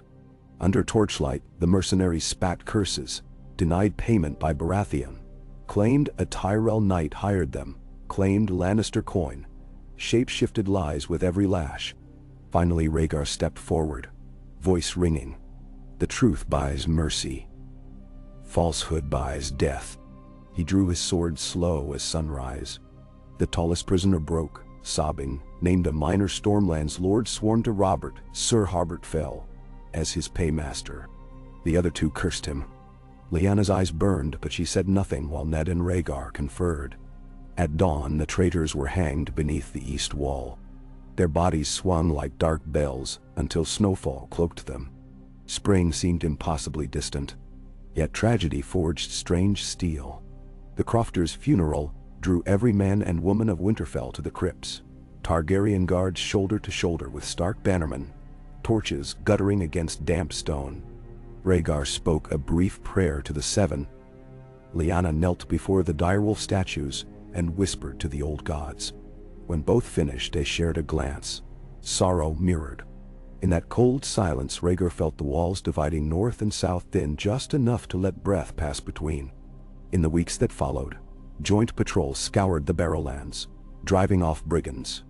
Letters returned from Storm's End, Robert's seal, but terse words penned by Maester Cresson, denying sanction of raids, protesting Rhaegar's usurpation. Rhaegar replied with calm lines inviting peace talks at River Run, "Come thaw." No answer came. Rumor claimed Robert's fury turned inward. Some said he shattered 3 war hammers in his yard. One evening, as wind rattled shutters and hearth embers glowed low, Lyanna sought Rhaegar in the solar. He poured wine into 2 cups. She declined, fingers plucking at her sleeve. "The village we saved will rebuild," she said. "Your men helped raise beams yesterday." He inclined his head. "It was their duty, and mine." She drew a long breath. "Children died," she whispered. "I can still smell smoke in my hair." Her voice cracked, raw. Before he could reply, she looked up, eyes fierce with unshed tears. "Tell me truly, do you believe prophecy justifies any cost?" He set aside his cup. "I once thought so," he admitted, "when prophecy felt distant, bloodless. Now, I see cost measured in graves." He met her gaze. "If I could trade crowns for their lives, I would." She studied him as if weighing that confession. Then, to his surprise, she stepped closer and removed from her cloak pocket the bogwood carving. "I keep this," she said, tracing the intertwined shapes. "Wolf and dragon." She offered it to him. But promises carved in wood burn easily. He closed her fingers around it instead. "Then we carve them in deeds," he said. "Not words." Silence folded over them. Snow beat softly at the window. Lyanna nodded once. "Slow. We start tomorrow," she said. "The village needs seed grain. I'll ride with you to speak to Manderley. His warehouses hold enough." "Nice, eh?" "Tomorrow," he agreed. Their hands brushed, lingered a heartbeat. Neither spoke the sudden warmth between them, fragile as new fire. But after she left, Rhaegar found he could breathe without the iron band around his ribs. He returned to his maps, quill poised, yet his thoughts circled not banners or battles, but the glimmer in Lyanna's eyes as she spoke of carving promises in deeds. The next dawn they rode to White Harbor, Dragon Prince, Wolf Princess, and a company of Stark and Royal Guards. Roads were treacherous, drifts knee-high, yet villagers emerged to gape at the unlikely pair, passing side by side. Some bowed, others merely stared, but fear was tempered by curiosity. Rhaegar yielded his fine destrier to a lame shepherd boy for 1 snowy mile, walking beside Lyanna until the boy's grin seared hope into the gloom. At White Harbor, Lord Wyman received them with surprised courtesy. Belly hidden beneath layers of wool, over steaming seafood stew, Lyanna spoke plainly of seed grain and timber. Rhaegar pledged crown coin to cover half the cost. Manderley's watery eyes gleamed at the prospect of royal favor and northern pride, both satisfied. A compact was signed before dusk. Travel back stretched over 3 ice-choked days. Around night campfires, Lyanna and Rhaegar traded stories. Her racing through Wolfswood glades, his solitary hours in Dragonstone's library searching ancient scrolls. She laughed, a sound quick and reluctant, and he felt its echo through his chest. One evening, she challenged him to archery. He loosed arrows passable enough to make her raise an approving brow, but not so fine that her pride needed defense. She rewarded him with advice on elbow angle, and released her own shafts, each thudding deep in frost-hardened straw. When they returned to Winterfell, laden wagons of seed grain in tow, the small folk cheered from parapets. For the first time the red and black dragon banners fluttered beside Direwolf pennants, without resentment thick as smoke. Ned observed from the gatehouse, expression easing. That night, as braziers crackled in the courtyard, he clasped Rhaegar's forearm. "You've earned goodwill this day," he allowed.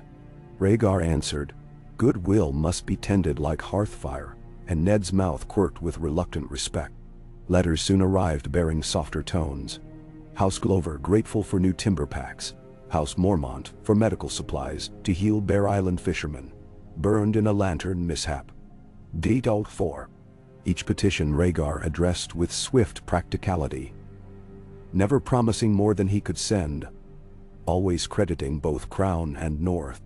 Gossip whispered that the prince slept little, reading ledgers by moonlight, a dragon warming the Stark treasury. Winter, inexorable, continued to tighten its grip. Yet inside Winterfell an unexpected bloom of music, training and shared labor thawed suspicion. On the first clear night of midwinter, when the aurora danced green ribbons across the sky, Lyanna strode into the great hall carrying her harp. Without ceremony she perched on the edge of the dais and began to play. The tune started bold, swift as a wolf's run, then softened into a dragon's sigh over stormy seas. Lords and small folk alike drifted in, drawn by the notes. Rhaegar lifted his harp in answer, weaving counter-melody. Torches were snuffed, leaving only the flicker of auroral light through high windows, silver and emerald on ancient stone. They played until fingers numbed, until silence felt like continuation rather than ending. When their final chord shivered away, the hall remained hushed, as if no one dared shatter the fragile harmony born in snowbound night. Afterward, Rhaegar escorted Lyanna along frost-slick corridors. Steam hissed from cracks in flagstones. Somewhere water dripped. At her chamber door she paused, face half-shadowed. "Songs can lie," she said quietly. But tonight felt true. Her breath clouded between them. "Truth grows," he murmured, when tended. He reached for her hand and hesitated. She met the gesture halfway, fingers curling with cautious trust. For a heartbeat they stood thus, hands joined, suspended between uncertainty and promise. Then Lyanna drew away with a small nod and slipped inside, door shutting softly. In solitude, Rhaegar exhaled, leaning against cold stone. He dared not call the stir in his chest love. It was too new, too fragile. Yet the warmth of her hand lingered, an ember against the long winter night. He pushed from the wall, returning to his chamber where parchment awaited, bearing fresh tidings. The Mad King's health worsening. Tywin Lannister marching an army to the capital under pretense of guardianship. Whispers of wildfire caches vanishing. The realm teetered like a candle in draught. But for the first time since dragon banners shadowed Winterfell, Rhaegar believed that when the storm broke, a wolf might stand with him. Not as hostage or prize, but as partner. So he sharpened quills, penned letters summoning loyalists to Harrenhal, come spring for a great council. He wrote carefully, every line hinting at reform, at a throne guided by temperance rather than terror. He sealed each with red wax, and the sigil of a dragon, twined with direwolf. And when the final parchment lay cooling, he permitted himself a moment to imagine a dawn where prophecy and peace might yet share the same sky, warmed by dragonfire and guarded by northern steel. Outside, snow continued to fall, silent, relentless, softening even the sharpest edges of stone. Rhaegar rose in the frigid dawn, uncertain if he had truly slept. Dreams had come in scattered flashes. Robert Baratheon's hammer crashing against stones. Tywin Lannister's golden banners flickering like embers in a black wind. The silhouette of Aerys seated on the Iron Throne with wildfire dancing in his eyes. And amid those nightmares, the memory of Lyanna standing in the Godswood, her harp's notes hanging in icy air. Even in sleep, he sought that slender thread of connection, a hope that wolf and dragon might unite not in bloodshed, but in shared purpose. He dressed in silence, layering a thick woolen tunic over his under-tunic, lacing up boots lined with fur. The stone floors of Winterfell leached warmth from the soles of his feet, a reminder of how unrelenting northern winters could be. Yet he felt a fragile spark of possibility kindling in him. Each day among the Starks, each small victory in bridging the differences between his men and theirs, gave him reason to believe in a future not wholly dictated by war. As he stepped from his chamber, a guard with the direwolf sigil bowed stiffly. Rhaegar acknowledged the gesture, aware of how strange it must still be for a Stark retainer to serve a Targaryen prince. But the man's eyes held respect alongside the caution. Word of Rhaegar's efforts, his willingness to labor, to share resources, to punish the brigands who had slaughtered innocent northerners, had seeped through the castle corridors. Small gestures, each building a tenuous bridge. Rhaegar reminded himself it was far from enough. Earning the North's loyalty demanded a lifetime of fair rule, not a single season of kindly acts. He made his way down a winding stair to the courtyard. Snow drifted lazily, a thin dusting that sparkled like ground diamonds under the faint morning sun. There, he found a small knot of knights, Sir Barristan, Sir Jonathor, and several northern soldiers examining the frost-laden training dummies. The morning smell of steel and wet leather reminded Rhaegar of the tours he had made as a young prince in the Crownlands. But now the faces around him belonged to men who had once opposed him in pitched battle. Tension lingered, yet they shared the yard without raised voices. Sir Barristan's white cloak stirred as he turned to greet Rhaegar. "Your Grace," he said. "We were about to ride out and check the roads leading southward. We've had reports of more outlaws skulking near the Carhold roads." "Miles Mouton is prepared to lead a patrol." Rhaegar nodded. "Tell Sir Miles to exercise caution, and if he needs reinforcements, send a raven back promptly. Winter roads can hide entire companies of men behind rifts." Barristan bowed, his gaze flicking across Rhaegar's face. "Have you rested well?" "Enough," Rhaegar said quietly, though he suspected the tired lines beneath his eyes betrayed the truth. Barristan, with decades of service to House Targaryen, had grown adept at reading Rhaegar's moods. But the Kingsguard Knight asked no further questions. He only clasped Rhaegar's forearm in a brief, respectful gesture before resuming discussion with the others. Rhaegar left them to their tasks and turned toward the stable yard. A swirl of wind carried the sharp scent of horse sweat and hay. He entered the stable, rows of stalls filled with shifting forms of destriers and coursers. A dappled mare snorted as he passed, her breath visible in the chill. Near the far end he heard a familiar voice, Lyanna's low, steady tone, soothing a restless stallion. He moved closer, stopping before a stall. There she stood, dressed in a practical riding habit of dark gray, boots dusted with straw, stroking the neck of a fiery-eyed courser. Her thick braid fell over one shoulder, and a faint flush marked her cheeks. She glanced up, expression guarded, but not cold. "Good morrow," he offered, voice gentle. She gave a nod, continuing to brush the horse's coat. "I didn't expect you so early." Rhaegar rested a hand lightly on the stall door. "I could say the same of you, but I suspect you rose with the dawn as well." He studied the horse, noticing a healing scar near its flank. "A strong beast. Yours?" Lyanna's lips twitched with something nearing a smile. "He had a run-in with a boar outside Torrhen Square. I'm helping him recuperate, but he's restless. Wants to run." Rhaegar ventured a step closer. "He's not the only one who chafes at being still. I can sense your restlessness, even behind these walls." He paused, watching how she paused in her brushing, how her shoulders tensed. "We could ride together if you wish, just beyond Winterfell's gates. Check on the farms we supplied with seed grain." She kept her eyes on the horse, but he saw the flicker of interest in her gaze. "The day is young. My guards might protest, but I can outride them if needed." Rhaegar met her half-smile with one of his own. "I have no doubt you could. Let's bring a small escort for safety's sake. But we needn't make it a grand parade. A swift ride through the Winterfields might do us good." "Then turn one." She nodded, finishing her brushing. "Very well. I'll saddle him. Get your mount ready." Within the quarter hour, they emerged from the stables astride their chosen horses.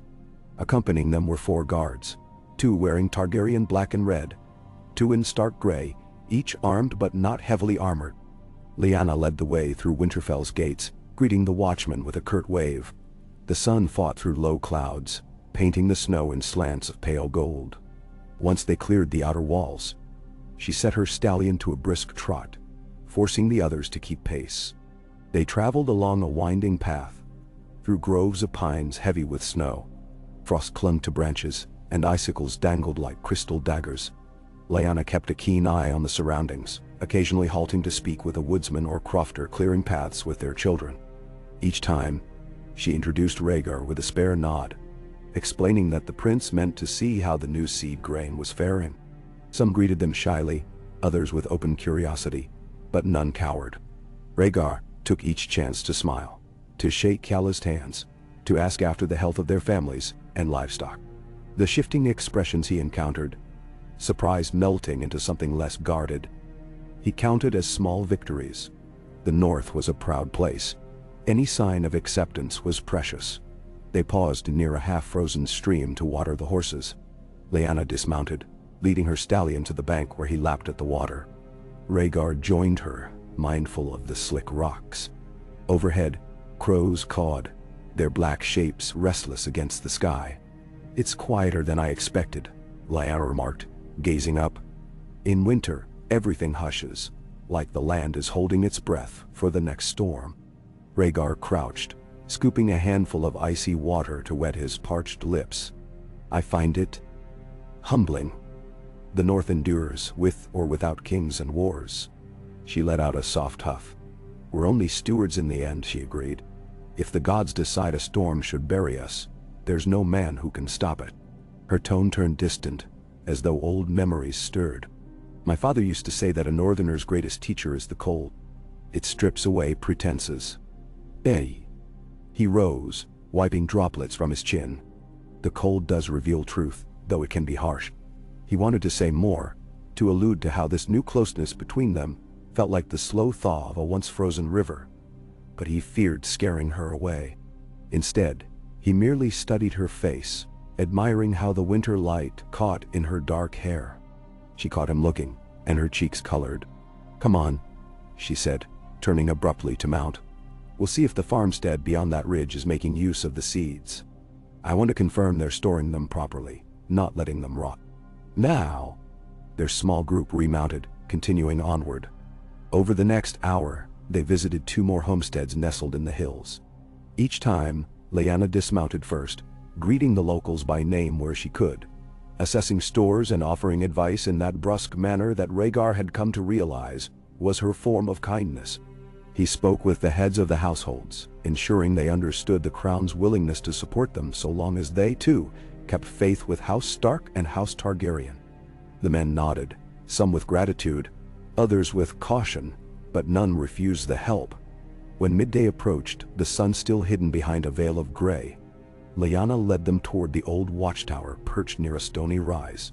It overlooked a stretch of open land that sloped toward a frozen pond. "My brothers and I used to race here," she said, halting on a knoll. "Brandon always won. He had a lead foot and a wild grin." The mention of her lost brother brought a shadow to her features. Rhaegar gazed at the broken tower, its top caved in, timbers rotted, and imagined children galloping across the plain, shouting jibes at one another. He wished he could have known the man Brandon had been before the horrors orchestrated by Aerys. "I'm sorry you lost him," Rhaegar said quietly. "The realm lost more than it realizes when my father let madness rule." She was silent, fingers clenched in her reins. Then she sighed, loosening her grip. "We can't change the dead. We can only try to keep the living safe." Her gaze shifted to the guards, then to Rhaegar. "Have you heard aught from King's Landing? The last raven said your father grows more erratic, Tywin Lannister's presence looming. If a storm breaks, will you be forced to leave?" He nodded grimly. "It's possible. I have dispatched messages urging caution. But if Aerys decides to unleash more terror, or if Tywin seizes control of the capital..." He let the words trail off. The reality was grim. "I may have to travel south to prevent a bloodbath. But I'd rather not tear you from your home unless it's absolutely necessary." "Nay." She bowed her head, one hand drifting to that little carved token in her cloak pocket. "And if you must go, you'd expect me to follow you. As your wife." The question hung sharp in the cold air. He inhaled, measured his reply. "The realm will expect the prince's wife at court eventually. But if it comes to that, we'll discuss it, not force it. I've no desire to cage you in a city you despise." She studied him, the tension in her posture gradually easing. "That's an answer at least." Then she turned from the topic, gazing at the watchtower's crumbling stones. "Sometimes I wish I could run off to the nearest forest and never hear talk of kings again." He gave a wry half-smile. "Prophecy and politics always find a way to intrude, I fear." He urged his horse forward a few steps, scanning the horizon. A trickle of distant smoke caught his eye. Could that be from another homestead? Lyanna followed his line of sight. "Perhaps. Or a trapper's camp, let's see." With a signal to their guards, they rode on. The land sloped into a hollow dotted with skeletal trees. Hoarfrost clung to every branch. As they neared the wispy smoke, they saw a small lean-to near the frozen pond. But no sign of the occupant. A battered cloak hung from a post, flapping in the wind. Their party dismounted carefully, scanning for ambush. One guard, a tall northerner named Hallis, peered into the lean-to. "No one here. Embers in the fire, though." Whoever it was, they left in haste. Lyanna touched the ashes with a gloved hand. Still warm. Maybe an hour old. She rose, scanning the tracks that led away toward the tree line. "They go east." The Targaryen guards exchanged glances. Rhaegar motioned for them to stay close. "We'll follow at a distance. If it's a harmless traveler, we'll ask why they fled. If not, we'll deal with them." He disliked the notion of any threat lurking near these homesteads. They followed the footprints through a thicket of pines, hearing the crack of branches overhead where crows startled. Snow-muffled sound, but the tracks were unmistakable. One set of boots, wide strides heading east. At length, they crested a ridge and spotted a lone figure far ahead, trudging through the drifts. The figure was wrapped in a ragged cloak, bent under the weight of a pack. When they called out, the figure froze, then bolted, sliding down an icy bank into a narrow gully. Lyanna spurred her horse, the stallion lunging forward. "After them," she shouted, ignoring the guard's cautionary cry.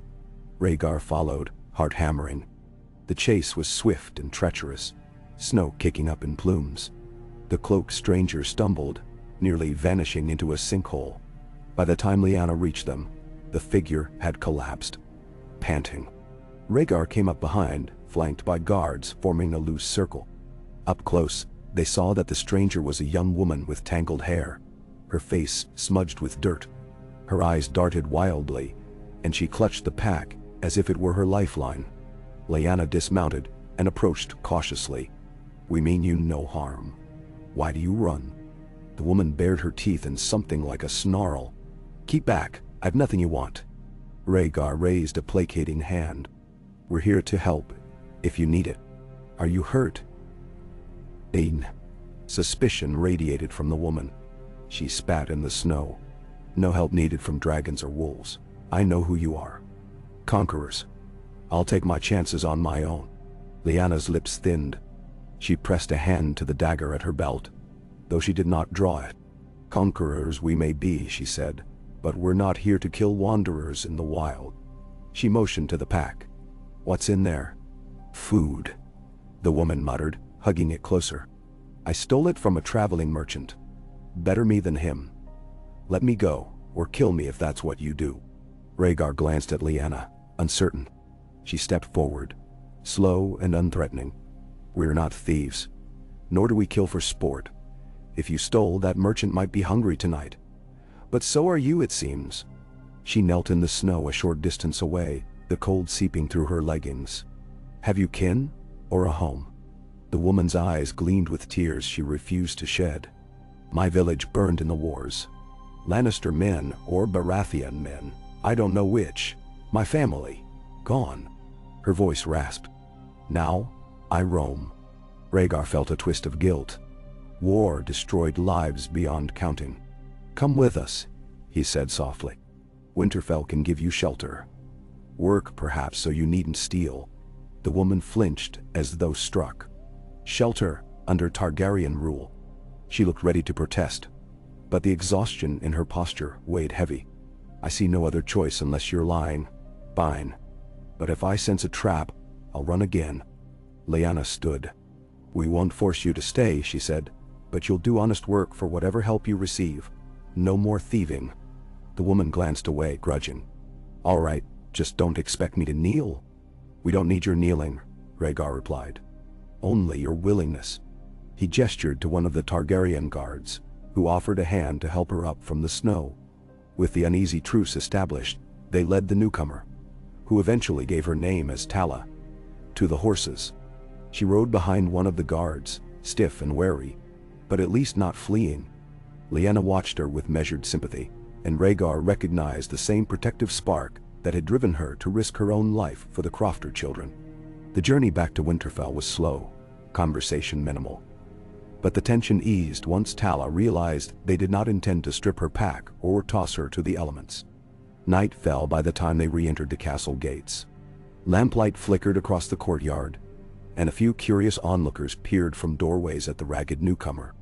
Rhaegar dismounted, wincing at the stiffness in his legs. Lyanna slid from her saddle, ignoring the swirl of stable hands rushing forward. She motioned Tala to follow them into the keep, though Tala hesitated at the threshold. "Go on," Lyanna coaxed. "We'll see you get a meal and a pallet by the fire." Cautiously, Tala stepped inside, eyes darting over the stone walls.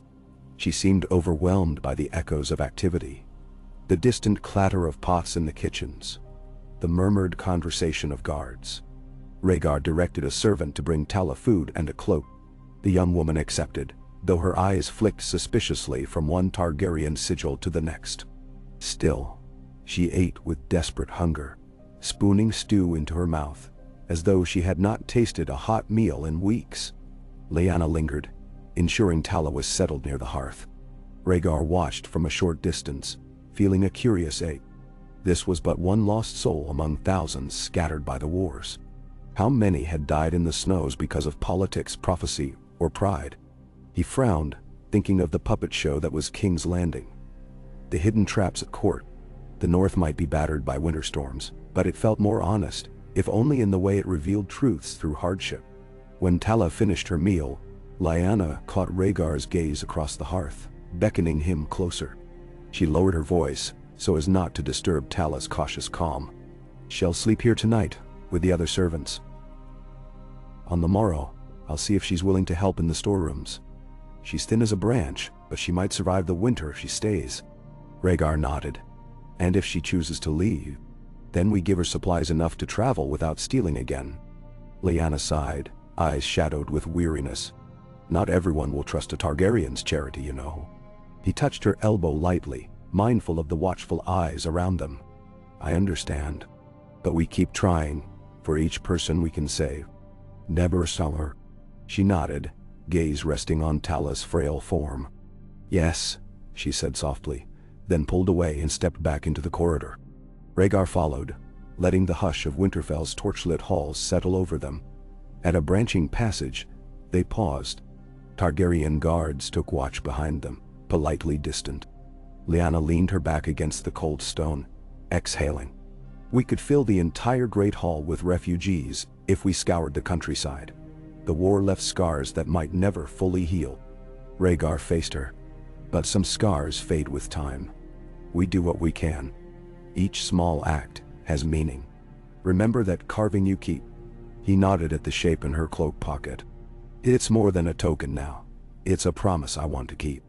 Her gray eyes flicked down, then back to his. "You cling to these hopes. Do you truly think your father's madness can be contained? That Robert Baratheon can be dissuaded from vengeance? That Tywin once seized the throne if the wind shifts?" He drew a breath, the air tasting of smoke. "I don't know. But, prophecy or no prophecy, I have to try to shape a better future. The alternative is letting the realm drown in blood." He hesitated, then stepped closer, lowering his voice. "I can't do it alone. I need allies, real ones, not just men frightened of dragons. And I need you, Lyanna." She regarded him, expression torn between skepticism and a flicker of longing. "I won't promise to stand by you if you turn into another tyrant," she said. "The moment I see that glint in your eye, I'll walk away or take up a blade against you." He found himself smiling at her fierce candor. "That's a fair bargain. If I betray the ideals I claim, I deserve your blade." He held out his hand, palm up, an unspoken invitation. For a heartbeat, he thought she might reject the gesture. Then slowly, she lifted her hand and placed it in his. He felt the coolness of her skin, the faint tremor there that hinted at the weight of unspoken fear and hope alike. Their hands closed, and the corridor around them seemed to grow still. The moment was fragile, and they both felt it. She pulled away first, eyes shifting to the guards. "We should rest," she said, voice hushed. "Tomorrow brings more duties." Rhaegar inclined his head. "Yes. Good night, Lady Lyanna." He watched her turn, footsteps echoing as she moved down the hall. A swirl of torches painted her shadow long against the stones. Then she vanished into the gloom. He lingered a moment before making his way to his own chamber. That night, sleep came more easily than before, though distant thunder in his dreams whispered of future storms. He woke before dawn, resolved to shape each day with purpose, to weave alliances not only with the North, but with any house willing to break from the old cycle of cruelty. If the realm's hope lay in forging trust between Targaryen and Stark, crown and bannerman, perhaps even with Baratheon, he would attempt it, though the cost might be dear. In the week that followed, the routine of Winterfell's slow assimilation of Targaryen presence continued. Lyanna spent hours training volunteers in archery and winter scouting, while Rhaegar oversaw the distribution of fresh supplies to outlying villages. Tala remained, assisting in the storerooms under the watchful eye of the steward. Though she seldom spoke, no more rumors of theft surrounded her. There were nights she wept softly, but at least she was safe behind Winterfell's walls. One cold afternoon, a raven arrived with the seal of Riverrun. Rhaegar, seated by the Solar's brazier, broke the wax while Eddard looked on. The message, penned by Hoster Tully, invited Rhaegar to a spring council, one that might gather enough lords to discuss the chaos in King's Landing. But the letter's tone was cautious, as if Tully worried that hosting a Targaryen might bring the wrath of Tywin or Robert upon his doorstep. Still, it was an opening. Eddard read the missive after Rhaegar, silent for a time. Then he said, "My father once considered forging an alliance with House Tully. The Riverlands are key to controlling the heart of Westeros. If they remain neutral, Tywin or Robert might exploit that. Rhaegar tapped the parchment with a fingertip. Precisely. I believe it's time I traveled beyond the north to reassure these lords in person. The snows are heavy, but if we wait until the thick of winter passes, the roads might be manageable. Bohm? Eddard's brow furrowed. You would leave Winterfell so soon? The union here is barely settled, and you want to bring Lyanna. Rhaegar considered that question. He recalled Lyanna's vow not to be caged. He could not simply drag her to Riverrun. I would ask if she wishes to come. If she chooses to remain, I'll respect that. Eddard's expression was difficult to read. He glanced at the letter again, then exhaled. We risk Robert intercepting you on the King's Road or Tywin's men waylaying you near Harrenhal. If that happens, the North might not be able to send aid in time. This is dangerous. Rhaegar nodded. It is. But if I remain hidden behind these walls indefinitely, the realm will see that as weakness, and Robert's hostility will only grow. I must attempt to reason with the lords who stand on the fence. Eddard hesitated, then dipped his head. I'll speak with my sister. Ultimately, it is her choice. Later that day, Rhaegar found Lyanna in the mews, feeding scraps of meat to a newly arrived hawk. She stroked the bird's speckled feathers, ignoring the jesses that slapped her wrist. Her gaze flicked to Rhaegar as he entered, the hawk screeching softly. She hushed it. Another letter from the south, she guessed. I saw Ned's face. Rhaegar nodded. From Riverrun. They invite me to a council in spring, tentatively. But it's a chance to gather allies. He stepped closer, mindful of the hawk's sharp beak. I'd like you to come, but I won't demand it. This might be our best opportunity to ease tensions before blood spills again. Nuo, Ennon. She considered, feeding the hawk another tidbit. Spring is months away, but the rivers might still run cold and treacherous. And Robert. She trailed off, the hawk fluffing its wings. He won't sit idle when he learns you're traveling. He might try to ambush you. I know, Rhaegar said quietly. But if there's any chance to prevent another war, I must try. She lowered her hand from the hawk, letting it settle on its perch. You asked me to stand at your side among southern lords who see me as nothing but the stolen wolf or the forced bride. She pressed her lips into a thin line. I hate the glances, the whispers. But if my presence helps keep the peace, then I'll go. Relief flickered in Rhaegar. I promise to shield you from their scorn as best I can. They need to see that you're no captive, that our marriage isn't a stage play of brutality. She gave a short, humorless laugh. They might believe I'm an enchantress who led you astray, or a savage northern she-wolf ready to tear out hearts. Perhaps some do, Rhaegar admitted. All the more reason to let them see who you truly are. She stood there, silent, stroking the hawk's feathers in repetitive motions. Then she sighed. We'll go, when the roads allow. But if you lead me into a den of vipers, be ready for me to bite back. He touched her shoulder lightly. I expect nothing less. His hand lingered a moment, in a gesture of camaraderie. She neither shrugged it off, nor leaned into it, but her eyes softened fractionally before she turned back to her hawk. Winter's deep freeze ground on. Snow piled against Winterfell's walls, burying lower gates. Tunnels were carved to allow for movement. In the great hall, braziers burned day and night to stave off the biting cold.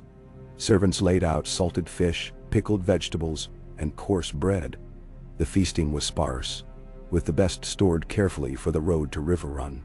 To pass the dark months, Rhaegar and Lyanna continued their quiet labor to unite men. Stark soldiers taught Targaryen knights how to set snares for hare and fox. In return, a few southern blacksmiths showed the northerners refined techniques for forging chain links. The sharing of skills built a tenuous camaraderie. In the evenings, small gatherings around the hearth brought stories and songs. Some nights, Rhaegar played harp, weaving ballads of old heroes. Lyanna, reluctant at first, sometimes lent her voice. When she sang an ancient northern lament, low, haunting, eyes turned moist around the hall, the sorrow of centuries echoing in her notes. Privately, Rhaegar composed a new melody, half lullaby, half lament. He had no words for it yet, only the chord progressions that captured the mingling of ice and flame. Lyanna listened once, her head tilted, but said nothing. Later, she laid a hand on his arm in silent acknowledgement, as though she recognized something in the notes that mirrored her own guarded heart. As the days lengthened slightly, talk of the spring journey grew. Ned insisted on accompanying them, determined to protect his sister if Robert or Tywin sought violence. They planned a modest escort. 50 men at most, enough for defense, but not an army. Ravens were sent to River Run, announcing their intention to travel once the roads cleared. The weeks crawled, each day spent in preparations, forging new horseshoes, mending harnesses, and double-checking the carts of supplies. Then came the thaw. Subtle at first. Icicles dripping, the midday sun feeling faintly warm on exposed faces. The thick drifts along the courtyard receded to reveal slush-laden paths. Men tested the outer roads, returning with news that the main route south was passable if one took care around hidden ice. Rhaegar decided the time had come. They set out on a gray dawn, the sky laden with clouds that threatened fresh snow. Lyanna wore a plain cloak of stark gray over subdued Targaryen black, refusing the southern silks Rhaegar offered. She carried her bow slung across her back, an open declaration that she was no ornamental princess. Ned rode at her side, his face solemn. Rhaegar led the column with Sir Barristan and a handful of Targaryen knights. The rest followed in a winding line of horses, mules loaded with provisions, and a single carriage for the stewards. Winterfell's gatehouse bristled with watchers seeing them off. Lords who remained behind to govern in Eddard's stead, household servants who had grown accustomed to the unusual hush of peace.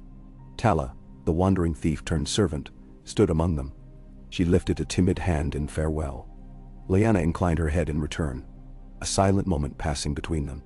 Then the drawbridge creaked, and the journey began in earnest. The first leg south was slow, muddy ruts interspersed with frozen patches. Yet the men remained in good spirits, warming themselves at night around large campfires. Lyanna continued to teach archery to those who wished to learn, her hawk perched on a post near the flames. Rhaegar, meanwhile, saw to the logistical details, ensuring each village they passed had enough to endure what remained of the cold season. Sometimes, the local folk recognized the princess, who had once been a wild Stark maiden. They whispered about how she rode in the company of the Dragon Prince, not in chains but side by side. As they reached the neck, the wetlands presented new challenges. The causeways were slick with algae, and unseen marsh pits claimed 2 horses. Thankfully no riders drowned, though they lost time extricating the animals. Lord Howland Reed appeared with a handful of crannogmen, guiding them through safer paths. He greeted Lyanna with a bow of quiet deference and nodded to Rhaegar with more warmth than before. "I see your road is true," he said, voice soft. "I'll pray the old gods watch over the next crossing as well." Under Reed's guidance, they navigated the misty bogs, the eerie quiet broken only by frogs and waterfowl. Reed's people vanished into the marsh grasses as swiftly as they appeared, reappearing now and then to point out a hidden sinkhole or a submerged log. One evening, Howland joined their campfire, telling tales of the next spiritual guardians, half-man beasts said to prowl the black waters. Lyanna listened with a small smile, reminiscent of girlhood nights by the hearth in Winterfell. Rhaegar, fascinated, pressed for details. Reed offered cryptic hints rather than direct answers, a modest smile on his face. At last, they emerged from the swampy region into the riverlands proper. Fields stretched wide, dotted with farmsteads still recovering from the war's toll. Rhaegar saw burnt barns in some places, abandoned huts in others. He frowned, recalling how battles had raged across these lands after Robert declared his rebellion. Though that rebellion had ended with the North's conquest, the scars here remained. Word of Rhaegar's approach spread quickly, and a few local lords came out to greet them, wearing uncertain smiles. They recognized Eddard Stark, once brother to Brandon Stark, who had nearly allied with the Tullys. Now he rode with the Targaryen who overcame the North. Questions buzzed like flies around a corpse. On an overcast afternoon they crossed the Red Fork, the river's flow choked with drift ice. Lyanna and Rhaegar rode at the front, noticing how the sun's reflection on the water danced across the underside of the bridge. They were but a day's ride from River Run now. Hoster Tully had sent a small envoy to escort them the final distance. Tall banners bearing the leaping trout of House Tully flanked the road, though the men holding them eyed the Targaryen sigil with caution. Rhaegar greeted them politely, aware that these men might have staunchly opposed him, if not for the twists of fate. When River Run's triple walls came into sight, Ned exhaled. I visited once, years ago. Seems I hardly recognize it. Indeed, the castle perched at the confluence of the Red Fork and Tumblestone, its walls red in the lowering sun. White foam churned where the rivers met, a testament to the region's name. Their arrival was heralded by horns from River Run's battlements. The portcullis rose, and Hoster Tully himself stepped onto the drawbridge, flanked by men-at-arms. He was older than Rhaegar remembered, shoulders stooped, hair turned mostly gray, but his voice still carried authority. Prince Rhaegar Targaryen, welcome to River Run, he called, though the formality in his tone revealed wariness. Rhaegar dipped his head. Lord Tully, I thank you for granting us safe passage. May we parley within your walls, as we agreed by Raven? Nisistewani. Tully glanced at Ned and Lyanna. A flicker of recognition crossed his features, though sadness tinged his gaze when it fell upon Lyanna. Perhaps he recalled the heartbreak once wrought when Brandon was killed. But he bowed stiffly. You have my hospitality for now. Let us see how the negotiations fare. They entered the castle courtyard, lines of Tully men watching. Once they dismounted, squires took the horses. Lyanna retained her bow, ignoring the disapproving looks from some Tully knights. Hoster beckoned them inside, through a gatehouse that rumbled shut behind them. Rhaegar's guard stiffened, but the Tully soldiers made no hostile move. In the great hall of River Run, a modest feast was laid, though not nearly as grand as a royal reception. Roasted river fish, boiled tubers, and crusty bread. The atmosphere was thick with unspoken questions. Lord Tully introduced his daughter, Catelyn, a slender young woman with keen blue eyes. By her side stood her brother Edmure, red-haired and broad-shouldered, more uncertain in his manner. Catelyn greeted Ned with a polite curtsy, exchanging a soft look that hinted at some prior familiarity. Both had once anticipated a different alignment through Brandon. Lyanna stiffened slightly, but held her tongue. Rhaegar offered cordial words to them all, never forgetting that behind polite smiles caution reigned. When they were seated around the long table, Hoster Tully cleared his throat. The realm stands at a crossroads, Prince Rhaegar. Whispers say your father grows unstable, while Tywin Lannister all but controls the capital. Robert Baratheon gathers men in the Stormlands. Many houses fear being crushed between lion and stag, or forced to choose a side they despise. You come to treat with me. Why? What can you offer the Riverlands? Themsis. Rhaegar leaned forward, hands folded. My father's madness is a blight upon the crown, and I do not deny it. He relies on terror, and Tywin Lannister feasts upon that terror to expand his own power. Robert Baratheon, in turn, roars for vengeance. No matter who triumphs, war threatens to consume us all. I do not wish to see more innocents slaughtered. Hoster studied him, expression grave. Fine words. But words are wind if you cannot back them. Benentsuan. Rhaegar nodded. Indeed. I come not with an army, but with alliances I forged in the north. House Stark has joined with House Targaryen in marriage. Their bannermen have seen I do not intend to rule by fire alone. I wish to foster unity. If the Riverlands stand with me, we can form a front against tyranny, be it from my father or from any lord who seeks to subjugate these lands through force. Edmure Tully snorted softly. And what prevents you from turning into your father once you hold the Iron Throne? At that, Lyanna spoke, quiet but firm.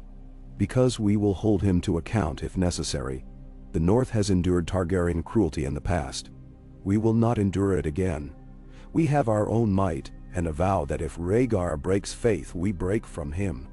Her tone, edged with steel, drew the attention of every noble present. Hoster Tully arched an eyebrow. You speak boldly, Lady Lyanna. Are you truly content with your marriage to this prince? She met his gaze unflinching. I am content with the choice to spare the North more bloodshed. I am content to stand with a man who has shown me he's not his father. That must suffice for now. Hoster nodded slowly. I see. His gaze flicked to Ned, who offered a curt incline of his head. Then Tully sighed, weary. Let us eat. The night is cold, and we have time to talk details. I will not commit the Riverlands lightly, but I am willing to listen. They dined with cautious politeness, silver goblets of watered wine circulating. Edmure tried making conversation about the weather, while Catelyn ventured a few gentle remarks about the difficulties of living under King Aerys' rule. Rhaegar engaged them calmly, mindful that each word might tilt Tully's decision. Lyanna remained mostly silent, picking at her fish, watchful. Ned observed everything with that steady northern composure, occasionally interjecting to defend Rhaegar's track record in Winterfell, how he'd fed the small folk, punished outlaws, and strove for conciliation. Though subdued, the meal ended on a note of uneasy possibility rather than outright hostility. Hoster Tully invited Rhaegar and Ned to a private solar afterward for serious discussion. Lyanna excused herself, preferring to walk the ramparts, and Catelyn offered to guide her. They departed together, leaving the men to their negotiations. Rhaegar wasn't entirely comfortable letting Lyanna out of his sight, but he sensed no direct menace from the Tullys. He focused on the matter at hand. In the solar, a warm fire crackled. Hoster poured a sweet cordial for them, offering cups. Prince Rhaegar, do you plan to depose your father? A direct question. Rhaegar set his cup down, gaze steady. If he refuses to relinquish his cruelty, I may have no choice. The realm cannot endure another wave of his madness. Ideally, I would see him retire quietly, but I doubt that is possible. Hoster nodded grimly. Aerys burned my nephew's father. He threatened half the lords of the realm with dragonfire. My nephew was nearly orphaned. I have little fondness for your father. But are you prepared for the cost of removing a king? Men in the Crownlands might remain loyal out of fear or tradition. Lannister gold might buy half the city. And Robert Baratheon has sworn he'll see you dead for taking Lyanna, or so rumor says. I know. Ned's jaw tightened. Lyanna was never a piece of property. Robert believed otherwise. Rhaegar didn't speak immediately, tension thrumming in him at the mention of Robert's vow. I know Baratheon. He will not relent easily, yet his hatred is stoked by false tales that Lyanna was abducted, dishonored. I have tried to send envoys to reason with him. His mouth curved in a wry, humorless line. He will not reply. Hoster studied him.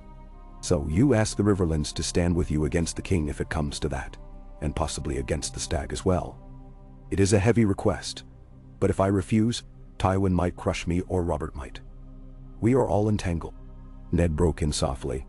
House Tully is known for loyalty and vigilance, my lord. The realm is caught between mad kings, rebellious stags, and cunning lions. Rhaegar offers an alternative, one that the North has tested. We found him willing to listen to compromise. That is more than we can say for the others. Dimno.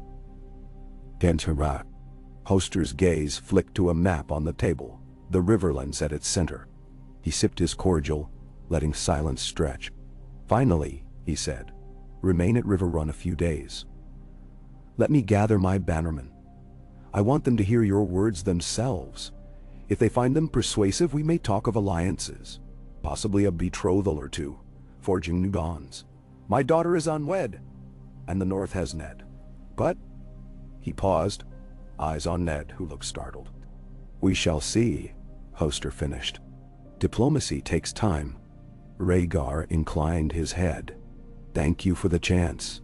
Time is a precious resource now, but we'll use it wisely. Ned and Rhaegar departed, leaving Hoster with his thoughts. The corridor outside was empty, save for a single Tully guard. I'll check on Lyanna, Ned murmured.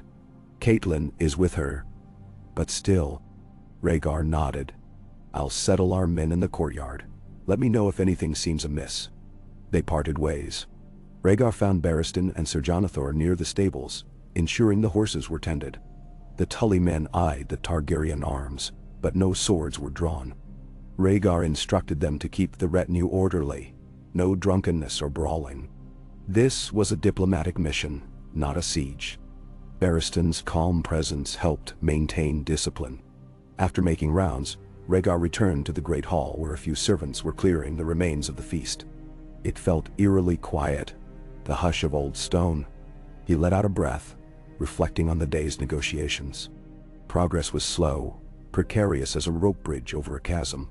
Yet each hour spent in talk, each bond formed, might tilt the realm away from annihilation. If Tully aligned with Stark and Targaryen, perhaps the Vale or the Reach would follow, fracturing the Lannister hold. Or perhaps Robert would see his isolation and reconsider. A faint hope, but Rhaegar clung to it. He ascended a spiral stair, emerging onto a walkway that overlooked the courtyard. Evening shadows stretched across the battlements. A swirl of wind tugged at his cloak, carrying the scent of the rivers. He saw small clusters of men, his and Tully's, moving about, stowing gear. On a distant rampart, a lone figure leaned on the parapet, hair dark against the sunset. Lyanna. He recognized her stance, that proud tilt of her chin. Crossing the courtyard, he climbed the rampart steps. As he approached, she glanced back. Her cheeks were flushed from the wind, and her eyes held an intensity he had come to know. "Catelyn just left," she murmured, her breath visible in the cool air. "We spoke of old times, the betrothal to Brandon that never came to pass, the future she now faces. She didn't say it, but I sensed she blames me for everything that transpired." Rhaegar joined her, resting his hands on the stone. "Blame is easy to cast. The truth is more tangled. Now's their door." She nodded, gaze wandering over the waters below. "She is not unkind, but we stand on opposing lines of a cracked tapestry." Snow flurries drifted, catching in her hair. "I told her I never wanted any of this. She said that's exactly how she feels. No one asked her if she wanted House Tully drawn into war or King Aerys on the throne." Silence enveloped them, the hiss of the wind loud in the stillness. Rhaegar looked at her profile, the curve of her cheek in the fading light. "I'm glad you came," he said softly. "Even if it's difficult." She touched the bow slung on her back, a protective gesture.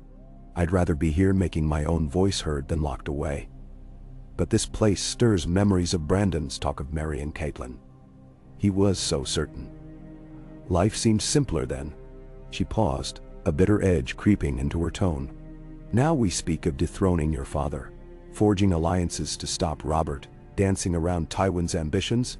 How many more will die in the attempt?" He reached out, gently laying a hand atop hers on the rampart. She didn't pull away. "It weighs on me every moment. But if we do nothing, the toll could be far worse. I want a realm where children need not fear the torch, where the winter harvest isn't burned in the name of conquest." She tilted her head toward him, letting the wind whip strands of hair across her face. "You speak like a dreamer," she said, voice low. "A man more suited to verse than to the Iron Throne. Yet here you stand, forging deals with lords who fear your bloodline." He gave a faint smile. "I used to be consumed by prophecy, by songs of ice and fire. But living in the north, these past months, seeing real people in need, it's changed how I see the world. Perhaps I'm still a dreamer, but I'll fight to protect that dream." A quiet stretched, pulsing with an unspoken closeness. Then Lyanna stepped back, clearing her throat. "I'd best find Ned. We have much to discuss about how to encourage Tully's bannermen." She hesitated. "Thank you for letting me speak freely." She left, footsteps echoing on the stone. Rhaegar lingered on the rampart, the sense of her hand's warmth still ghosting on his skin. He watched the rivers below as dusk settled, the soft glow of torches lighting the walls of River Run. The future bristled with uncertainty. Tywin, Robert, Aerys, any of them could strike swiftly, unraveling all he'd built. But for now, the union of dragon and wolf stood firm. He would take that single candle of hope and carry it through the darkness. Over the next days, Hoster Tully summoned local bannermen. Bracken, Blackwood, Frey, Mallister, and others. They arrived in trickles, each with questions that needed answering before they'd even consider an alliance. Rhaegar attended endless councils, listened to grievances about taxes, border disputes, and the fear of retribution from King's Landing. One lord demanded proof Rhaegar could curb the Mad King's cruelty. Another pressed him to repudiate or punish Aerys outright. Rhaegar explained that a direct confrontation, without broader support, risked plunging the entire realm into chaos. Lyanna participated selectively. She accompanied Rhaegar in discussions where the North was implicated, but otherwise kept her distance, refusing to be paraded as a curiosity. Instead, she sparred with the knights in Riverrun's yard, earning impressed mutters at her skill. Once, Rhaegar found her practicing archery alone by the riverbank, loosing arrows at a straw target. She said the tension of negotiations left her restless. Better to burn that energy in my arms than let it fester in my skull, she told him, stringing an arrow that thudded center mass with uncanny precision. When at last the majority of Tully's bannermen had arrived, Hoster convened a formal council in Riverrun's Great Hall. A hush settled as lords arrayed themselves at tables. Ned and Lyanna flanked Rhaegar on the dais, while Hoster presided. The air crackled with suspicion. Rhaegar stood, his voice carrying through the hall, presenting his vision for a realm free of tyranny, governed by a king who respected the voice of lords and small folk alike. He spoke of forging a council to limit royal excess, an unprecedented concept that made some men shift uneasily. Then Ned outlined how the North had tested Rhaegar's intent, referencing the seed grain, the punishment of outlaws, the synergy between Stark and Targaryen men. "What of the king?" Lord Frey demanded, watery eyes glinting. "What of Aerys and his rumored stockpiles of wildfire? Are we to lie on our backs until he burns us from our beds?" Rhaegar met his gaze. "No. If forced, we will move against him, but not alone, not rashly. We gather strength. The key is unity among those who refuse to kneel to terror. Once we stand together, Aerys cannot incinerate half the realm without dooming himself." "Nn?" Lord Blackwood, a man of quiet intelligence, asked. "And Robert Baratheon? He claims your father killed his beloved, that you keep Lady Lyanna prisoner. If we stand with you, we risk his hammer." Lyanna stepped forward, quieting the hall with her presence. She looked at the ring of assembled lords. "I am not Robert's beloved. I was never his property to claim. I stand beside Prince Rhaegar of my own will. If Robert seeks to kill him for that, then Robert seeks to kill me by extension. He will not find the North cowering. We have chosen our path." Her voice held a cool, unwavering resolve that sent a stir through the lords. A faint ripple of murmurs rose, some uncertain, some grudgingly impressed. Hoster Tully let silence stretch before he declared they would recess for a meal, after which each lord could speak or raise concerns. The session broke, men drifting into corners to whisper their thoughts. Rhaegar, Ned, and Lyanna retreated to a small antechamber. Ned's expression was grim. Frey is a coward, but he'll bend if he sees enough advantage. Blackwood might join us. Bracken is tricky, always feuding with Blackwood. And Mallister waits to see which way the wind blows. This is a precarious game, Rhaegar. They? Lyanna rolled her shoulders. They're frightened. Of Aerys, of Robert, of Tywin. Fear makes men uncertain. We must show them we have the strength to end these threats. Rhaegar nodded, pressing fingers to his temple. "I'll promise them that if they declare for me, I'll stand against all threats, even if it means open war. They need to hear I won't abandon them to the wrath of father or foe." He paused. "But if we do go to war, the cost, I won't pretend it'll be bloodless." They exchanged heavy looks. Then, quietly, they returned to the hall for the final session. One by one, the lords rose to voice concerns. Rhaegar addressed each patiently, weaving a vision of a new governance that tempered the power of the king with counsel from the great lords. Some scoffed. "We've never had such a council. You propose a myth," said Lord Bracken. Rhaegar shot back that monarchy unrestrained had led to horror under Aerys. "If we do not adapt, we repeat the mistakes that brought us here." The debate stretched long into the night. Some lords left unconvinced, their minds closed by fear or petty ambition. Others showed curiosity, even cautious support. By the time the session ended, few definitive pledges had been made, but Hoster Tully, as overlord of these lands, stood to speak last. I see in Prince Rhaegar a man different than the father who terrorized us. I see House Stark standing behind him, not as hostages but as partners. Though my caution remains, I lean towards supporting his cause, if he can secure more allies beyond the north. The Vale, the Reach, Dorne. If they rally to him, the Iron Throne may be taken without the realm bathing in blood. If that cannot be done, then we stand upon the brink of war once more. Nemnia Sayin. He ended with a weary sigh. For now, Prince Rhaegar, I extend my hospitality and limited support. I will dispatch ravens to inquire further with other river lords. But do not mistake, should your cause fail to gain traction, I must consider what is best for my people. Rhaegar bowed slightly. I understand, Lord Tully. Thank you for your open mind. The hall dispersed, lords drifting out in small knots. Rhaegar, though exhausted, forced himself to speak with each as they left, gleaning final impressions. Some seemed swayed, some scowled, some simply shrugged. Eventually, the hall emptied, leaving only a few servants to clear away half-drained cups and scattered plates of bread crusts. Ned and Lyanna waited at the dais. She looked at him with a tired question in her eyes, and he shook his head slightly, acknowledging the uncertain outcome. They departed for their assigned chambers. Rhaegar's mind churned too much for immediate sleep. He paced near the window, gazing at the moonlit waters outside. The sense of time slipping away gnawed at him. Eris's madness, Robert's rage, Tywin's ambitions, the realm a tinderbox awaiting a single spark. Yet, he reminded himself of how the North had once seemed insurmountable, and now it stood with him in quiet solidarity. Perhaps the Riverlands would follow.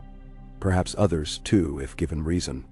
Finally, bone-weary, he settled onto the bed, not bothering to remove all his layers. Sleep stole over him, weighted with anxious hopes.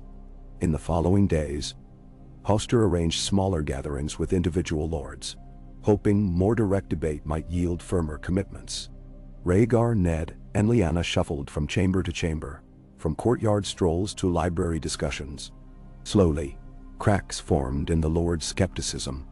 The fear of Tywin was significant, but so was the memory of the Mad King's cruelty, and the knowledge that Rhaegar might be the only one strong enough to depose him if he had the realm's backing.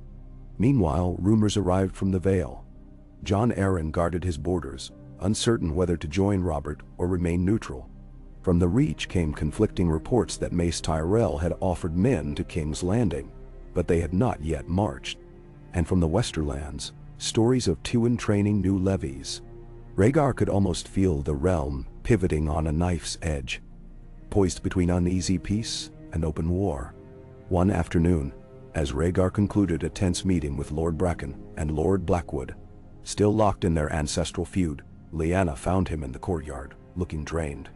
She placed a hand on his arm. "You need a moment to breathe." He glanced at her. The lines of stress etched on his face. Perhaps. He allowed her to lead him to a small garden near River Run's outer walls, a place walled off with vines still bare from winter. A fountain trickled, half frozen. They sat on a low stone bench. He exhaled, rubbing his temples. Prophecy never warned me politics would be so stifling. She quirked a brow. "You once believed you were destined to unite the realm for some grand cosmic reason." He let out a wry chuckle. "I did.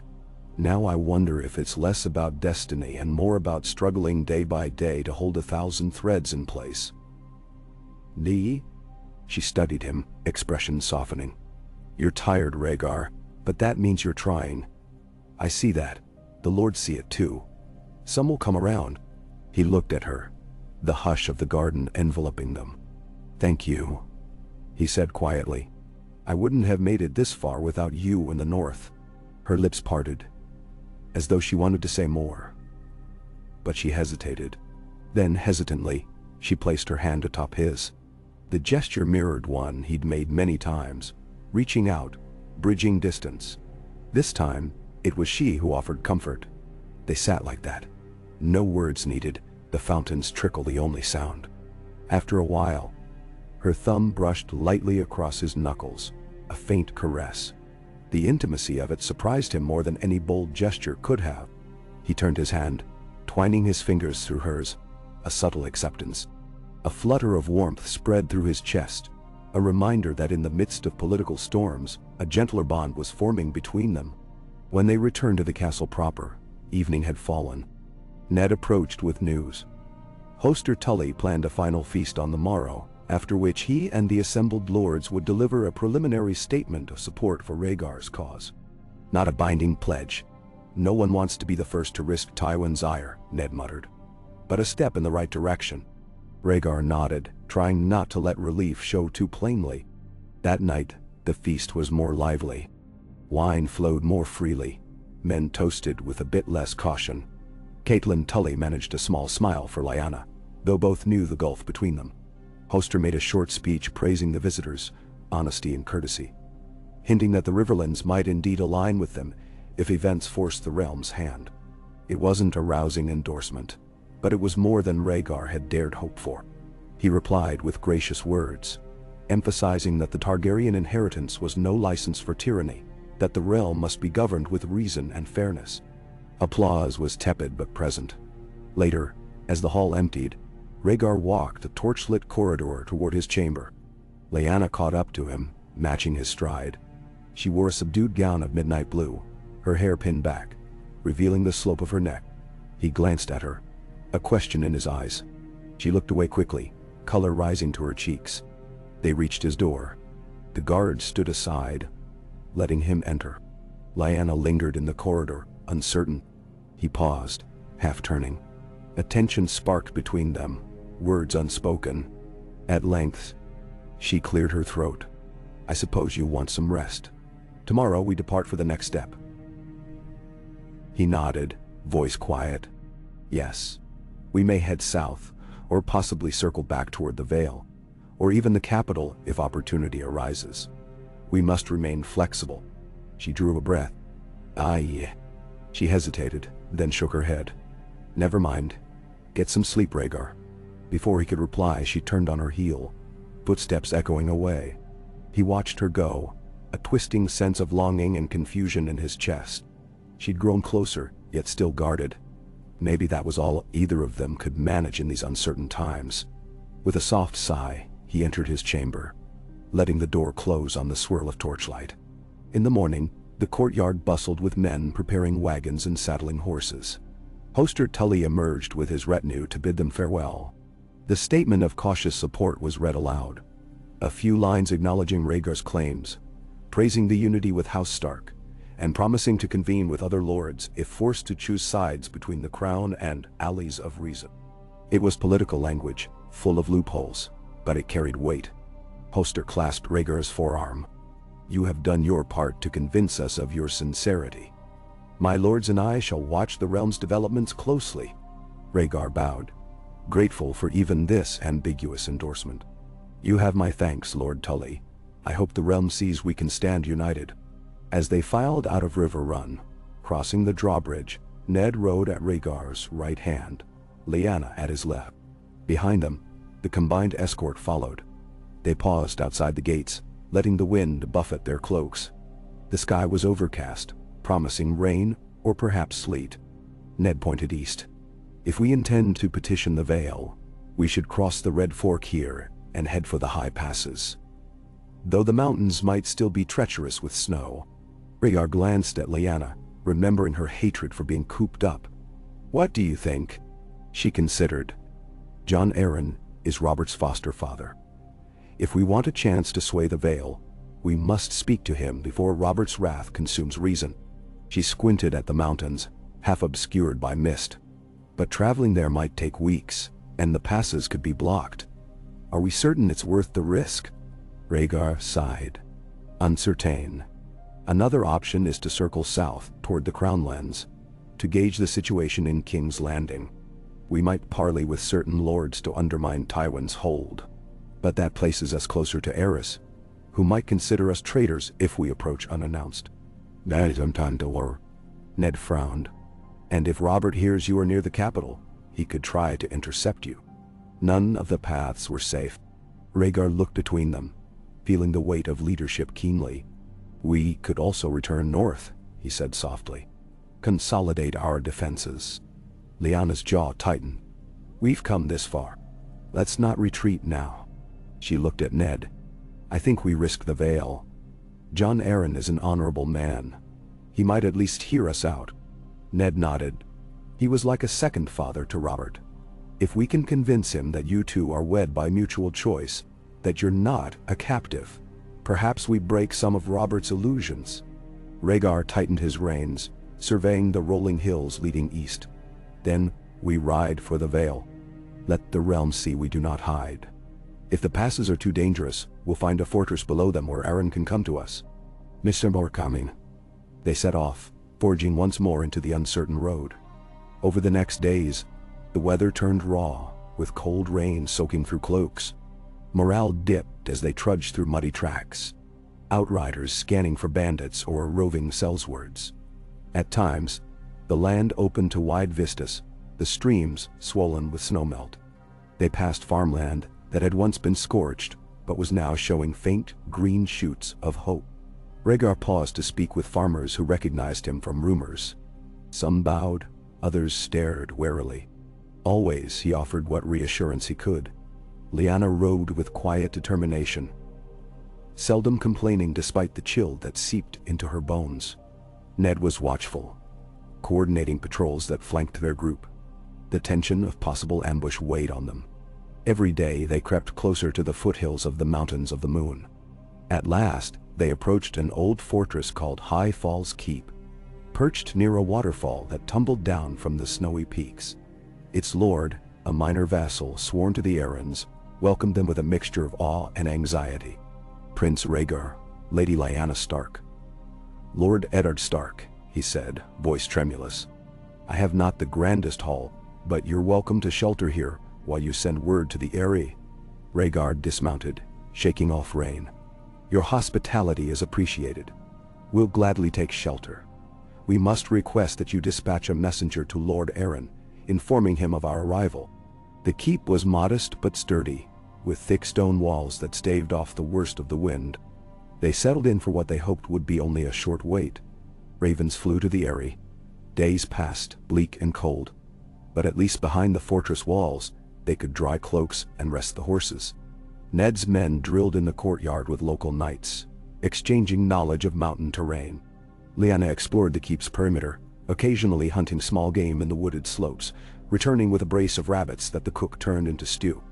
Rhaegar studied maps, drafting letters to the Vale lords, uncertain how they would respond. At length, a messenger returned, out of breath and shivering. "Lord Arryn awaits you at the gates of the moon," he announced. "He dares not bring you directly to the Eyrie in this weather, but he will meet you below." That same day Rhaegar, Lyanna, and Ned prepared for the final leg of the journey. The mountains loomed, their crags draped with clouds. They left most of their retinue at High Falls Keep for safety, taking only 20 men as an honor guard. The roads were steep, precarious with loose rocks. Sleet stung their faces, and the horses slipped more than once. Yet they pressed on, determined. As dusk neared, they finally glimpsed the gates of the moon, a fortress guarding the ascent to the Eyrie. The valley spread below, dusk painting it in shades of blue and gray. Torches burned along the fortress walls, a beacon of civilization amid the crags. Arryn's soldiers ushered them in, leading them across a stone bridge that spanned a deep chasm. Rhaegar felt a knot in his stomach as he dismounted in the courtyard, half expecting Robert himself to appear at any moment, hammer in hand. Instead, Lord Jon Arryn appeared on the steps, flanked by knights. He was tall, his hair silvering, face lined with care. A man known for both honor and prudence. He looked upon them with stern curiosity. "Ned," he said first, eyes flicking to the younger Stark. "I'd hoped to see you under kinder circumstances." Ned bowed. "My lord, the realm grows more troubled by the day. We come for counsel." Arryn then regarded Lyanna, who stood with chin high, her cloak dotted with sleet. "Lyanna Stark," he said quietly. "Robert, he was certain you were taken against your will." She met his gaze, voice calm. "I was not. I wed Rhaegar by choice. The North stands with him. Aaron's lips pressed thin. Then Robert is gravely mistaken. Or lied to. He turned to Rhaegar at last, expression unreadable. Prince Rhaegar, your father's tyranny scars the land, while Robert's wrath grows. You appear to stand in the middle. Why have you come? Rhaegar exhaled, stepping forward. To prevent war if possible, or to mitigate its damage if we cannot. I seek your counsel, Lord Aaron. I would unite houses that refuse to bend to either the king's madness or to Robert's thirst for vengeance. Jon studied him intently. Then, with a gesture, he motioned them inside. Come, we'll speak by the hearth. The night is cold, and our talk will be long. Inside the gates of the moon, warmth enveloped them. A blazing fire illuminated a modest hall where Aaron Knight stood watch. Servants brought ale and hot broth. Jon Arryn sat, gesturing for them to do the same. His gaze flicked between Rhaegar, Ned, and Lyanna as they explained their journey, the alliances sought, the uncertain stance of the Riverlands, and the precarious nature of King's Landing under Tywin's watch. Aaron occasionally asked pointed questions about resources, the legitimacy of Rhaegar's claim, the chances of dethroning Aerys. His expression darkened when the conversation turned to Robert's unwavering hatred. Robert was like a son to me, Jon murmured, hands clasped. I taught him about honor, about duty, but he's always been passionate. Now, that passion twists into fury. He sees you as a betrayer, Rhaegar, for stealing Lyanna. He sees the crown as an enemy that murdered his betrothed and threatens his own house. Lyanna's hand tightened on her cup. I was never betrothed of my own choosing. Robert boasted of me as if I were a prize. The truth is, I fled that future. If he can't accept that, it's his failing. Aaron nodded, brow furrowed. I believe you, my lady. Yet Robert will not. He's too lost in his illusions, too consumed by revenge. They said you know. Elatam Saudi. Rhaegar leaned forward. If the veil stands with me, it might force Robert to pause. He would not spill the blood of men he considers kin. Perhaps that would open a path to negotiation. Otherwise, we risk open conflict. Jon's eyes flicked to Ned. What say you, nephew? Does the North truly stand with Rhaegar? Ned inclined his head. We do.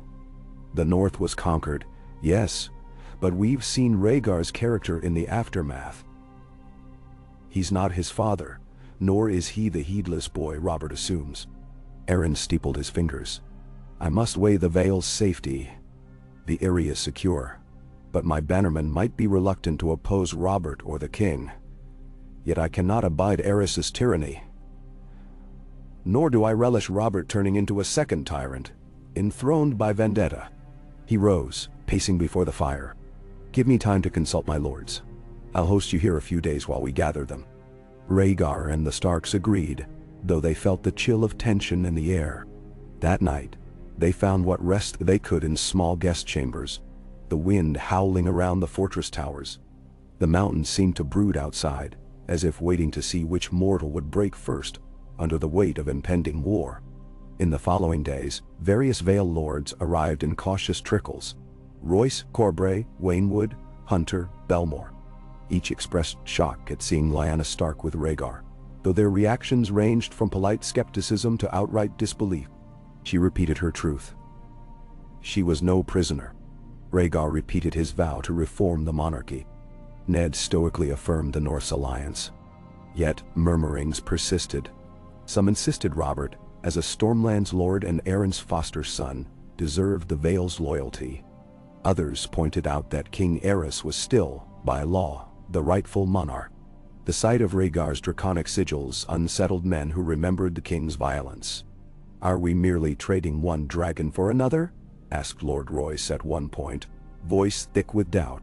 Bit by bit, Rhaegar laid out his plans.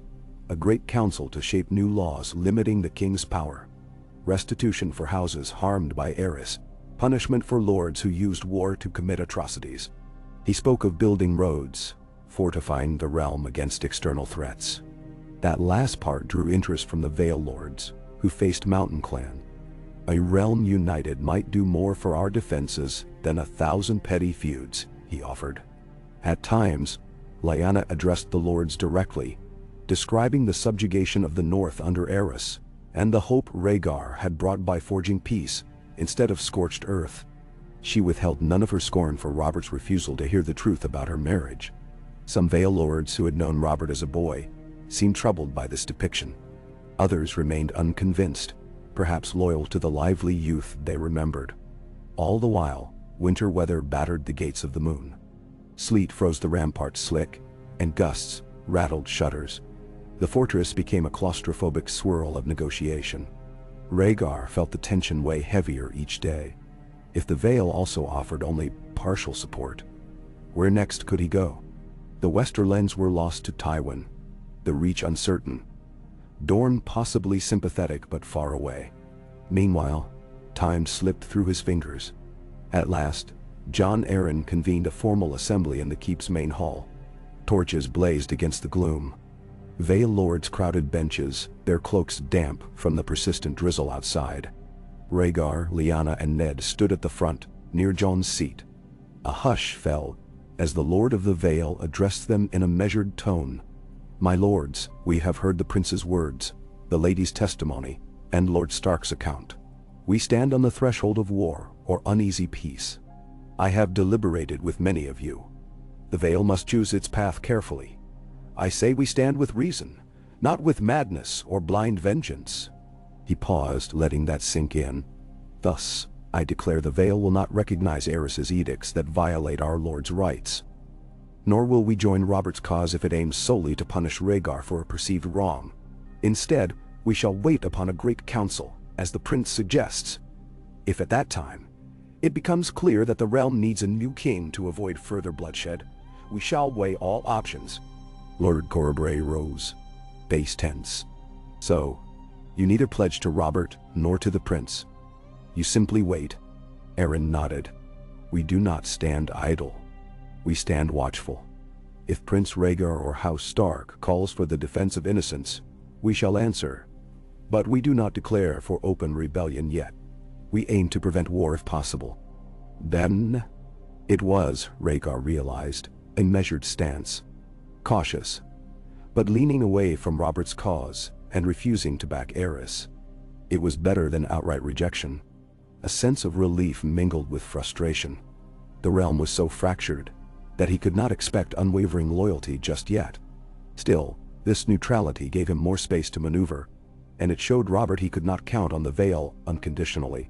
He stepped forward, bowing to Jon.